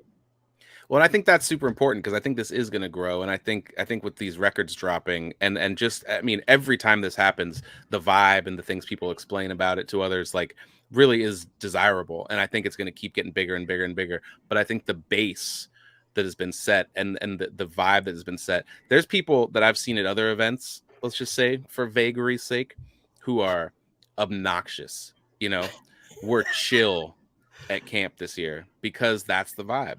You show up, you have fun, but you're not an asshole. No, and I think fucking adults. And I think that's been set. And there's children there too. But yeah, I think it's been made clear that this is not the place for that kind of shit. No, but you can still have your shenanigans because I'm fucking full of them. Oh yeah, that's what I mean. Yeah. But no respectfully. Issues. Respectfully and contained. And something else, we forged this relationship with Terrortown. We fucking love this place. You will not fuck this up for us. Right. Does anyone know? Did anyone see afterwards, or like how the grounds were? Like anyone that camped? They said that after we all left, it was clean. They said we pretty much took care of it I was ourselves. saying, it looked like the whole place looked clean to me the whole time. I didn't see anything the whole time. Like I was there. I caught somebody off guard because I fucking grabbed one of the trash barrels and wheeled it over to where I was setting and started throwing my shit in it. They're like, "What are you doing?" I'm cleaning up after myself. What the fuck does it look like? Yeah. And I think that precedent has been set. This is not a place to fuck up the grounds. This is not a place to fuck up the porta potties. Don't you fucking marker shit. Yeah. Nobody wants to see your stupid fucking tag. Nobody. Right. Yeah. Tip the bartenders. Toilets. We have working toilets. And we've had working toilets the entire time for the third year in a row. Yeah. Magic. And it's not hard. Just be fucking respectful. Have a little bit of accountability. The piece of shit contest ended in fucking 2020. You won. Yeah. All right. So let's say next year, is there any specific acts you'd like to see, or anything, any event or anything different you'd like to see next year? I want wrestling. Yeah. I want it. And if I could be allowed to announce it, I'd die where I stood. Mm. That's neither here nor there. Bands, I want LSP to have a presence again besides just Cody. And if we can't get Scum and fucking Insane Poetry, bring Donnie back. Donnie Menace is a fucking killer. Yeah, Donnie's a big one. I want some Sky Swamp presence if it's just Stray, if it's Stray in novels, if it's the band. And then LSP. If it's Triple MFD or if it's Blame Us, Scum and Smalls, if it's whatever, like the Donnie, just more LSP for sure. But at the same time, though, I also want mainstays to continue being mainstays. It's tradition for Cody, Fams, and Blaze. They have to be there. Yeah. Oh yeah, for sure. And I don't know. I think Sky Swamp. I'd love to see them come back. If I'm being, a little bit biased, that have my boys back, Dean and Noise. I'd love to have those guys come back. Yeah. We miss both you, big giant bastards. Yeah, it's a shame Dean couldn't make it just to attend. Noise was gonna come. Noise was gonna play day 0. Yeah, but he ended up having some financial issues. If you knew how many, it's a lot for Noise to come down, man. Exactly, dude. If you knew how many people pulled out on me on that, I'm not going to go into details because it's not my place. But motherfucker, man, we worked our ass off to make that shit happen. Yeah. Noise had got to get a plane and a hotel. It was a whole fucking thing. So, get those. I'd love to have those two guys come back and play, especially if they do, 3 days next year. I guess that would be the only other thing I would say is 3 days next year would be nice. Even though two days this year felt fine too. Like, I don't know. I didn't really feel like I didn't feel like it didn't. I don't know, man. 3 days. It depends on the weather and it depends on a lot of things. Yeah. I think last year I did feel like it was too long without seeing Xul perform at the end of the 3rd day. Like, I think if they do the LLE set, that would be enough. You know what I mean? Yeah. Like, if you do the LLE set 2nd day, that would be great. You know what I'm saying? Yeah, but I could be okay with that. Absolutely. In year 2, it felt so long to get to Xul, I guess, if that makes sense. Like, I just felt like by the end, I'm like fucking dead, waiting for Xul to go on. I'm so fucking tired. I'm gonna mosh, but I'm barely gonna be able to do this. This is my last burst of energy. Yeah. At this, I didn't feel so exhausted at the end of it. I know that's because I'm old, but like, we're all fucking old. Yeah. If it's a 3-day, it needs to just like the curation is important, I think, because I know that like last year there was the getting Blaze there meant getting Blaze's tour there, which was like a lot of the Suburban Noise stuff and the people that were opening that tour, and it didn't hit for everybody. I think there was a lot of people outside for a lot of that day, and then the first day I don't think anyone from LLE performed because Super Famous was the second night, so it ended early with ABK. So I think either 3 days, which adds for gives room for more people, but curated, or 2 days, just throw a couple extra sets in there. I mean, because we didn't have music start till 6:30. One of the days. But at the same time, though, a lot of us were talking about this, and we'd rather stay on grounds later than have to be there fucking earlier. Yeah, that's fair. True. Yeah, and I was there the whole time anyway. It was just different non-music stuff. Yeah, I think it would be cool. I know this is kind of like a gathering thing, but it would be cool if they did like parties. Like, you know, you said SON, you know, Black Light Party, but it would also be cool if they had like a Joe Black fucking whatever the fuck, you know what I mean? Like, or like, Oh God, what know, is like, Joe Black's party? Come and have a fucking fear factor. Eat this weird shit Yeah. while he yells at you. dabs and olive juice. Can you handle the dabs and olive juice? No, Joey, I can't. Speaking of dabs, I am making a public call out. Jared, you need to stop trying to kill people with your goddamn dabs, bro. Oh, that's something we forgot to mention. Jared Savage, bro. Oh, goddamn, we didn't even talk about Jared. His Undertaker gear was so cool. Yes. I knew about the RuPaul Bearer joke fucking like 2 months in advance. That's what it was. Okay. And I was dying. I was thinking Paula Bear in my head. And that could have worked too. Shout out to Heather and Haley for doing his makeup and hair. Yeah. So the first day, Jared introed everybody as the Undertaker. Actually, he had a different name, but I can't remember what it was. I don't remember it either. Oh, he had a special name. It wasn't the Undertaker, but it was something like that. And then obviously the next day he did a RuPaul Bear. Oh yeah. He had the way the mask sat under the hair looked so good. Like it looked real. Yeah. We love you, Jared. Thank you for doing that for us. He was very nervous. It went great though. It went great. Yeah. It did. It went over the way it was supposed to.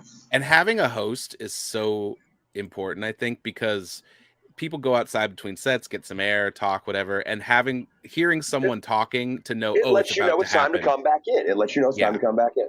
Totally. Yeah, I don't really have any complaints, man. Like I said, best one yet. Third time's a charm. Yeah. Just keep it going. I can't wait for next year. That's all. That's my biggest complaint is it's a year away. You'll be throwing up fours the whole fucking time. Every picture, it'll be fours like it was at Astro. Yeah, don't worry, Fatz. We'll have the countdown for day 0 going as soon as we end this. Probably tonight. Yeah. Here's my rule. After the Super Show, that's when the countdown begins. There we go. All right. And again, if I bothered you in any way, I apologize for absolutely nothing. That was hilarious. It got me. Keegan called me out on that shit. He's like, let me know exactly how many nanoseconds it is until camp. Yeah. Oh, it's perfect. But yeah, I mean, Camp Xul 3, I mean, huge success, in my opinion. Lots of announcements. You got to hear new music.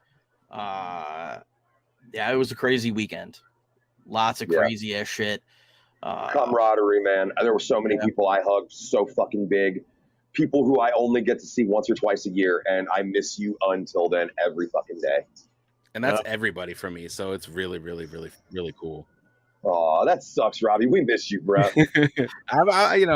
I'm out there every year. It'll be 365, but I'll be there. You need to be the person who makes the scene happen in your area, dog. I would love to. I was thinking about that, like promotion kind of stuff. Like I just got to find flyering and get out on the streets and putting stuff out because I don't really know how else to do that. But besides stuff on telephone, pretty much, yeah. So I mean, that guy Echo is out here, so we can work the streets. Yeah, but yeah. Don't say it like that. No, I said what I meant. Okay. There was no Freudian slip there. He knew what he was saying. So, I think, I think that's final thoughts, man. Fucking, we were forged in frost. We sweat in sacred sacrament, and then we were baptized in blood. Yeah. Yeah, pretty much. That's a perfect it's a perfect way to put it. Yeah. I am really good at turning a phrase. Yeah. Seconded. I agree. Fatz, you got anything you want to plug right now? Nah, man. Pics when it comes back. I can't tell you when that's going to be, but we're not done. I love this shit too much to be away from it. Check out Undergroundaholics in the meantime. That's my sister and my brother's show. Yeah, they do good work. Robbie. I got the Instagram account. Do it for the Underground. Twisted History is kind of not super active, but because now I have the podcast Twisted with Us, which I do with the guys who used to do ICP with We. Now we're going through all the Twisted albums one by one and mostly joking around and talking a lot of shit, but we get to the album at some point. So check all those things out. That's what the whole point of this shit is, man. It's just a shit talking with your homies. Exactly. So yeah, I'm active. I'm out here. Check it out. Lucas. Oh, sounds good. All right. As you guys know, legionrealm.net, pick up all your shit. And actually, since SON is Long Live Evil now, maybe we'll see some SON shit up on the Xul Mart here soon. Any leftovers from Camp Xul. Bro, they had a goddamn song that was a commercial for Xul Mart. I forgot that entirely. That's the hidden track on the record. Yeah. They were moshing to that shit. I looked at somebody, I was like, are they really moshing for a commercial? Yes, they are. Yeah. Yes, they are. Yeah, that song is so catchy too. Yeah, Noise 13, noisetown.com with the Z. And then obviously Dean. He will be coming back soon. Actually, he just posted that he's putting some shit together for Slasher Dave and Fritz the Cat. So I saw that. Yeah, can't wait for that. Be on the lookout for that. I alluded to an underground renaissance about 3 or 4, maybe 3 years ago. This is it. We're living in it, and it's fucking beautiful. Oh yeah, it's a good way to put it. All right, thank you guys once again for joining me. I'm sure we will be back here once again next year. Yeah, to recap Camp Xul 4. Who knows what the fuck's gonna happen then? So I think you will, you son of a bitch. All right, thank you guys for joining me. We'll see you guys. Thanks for having me. Bye.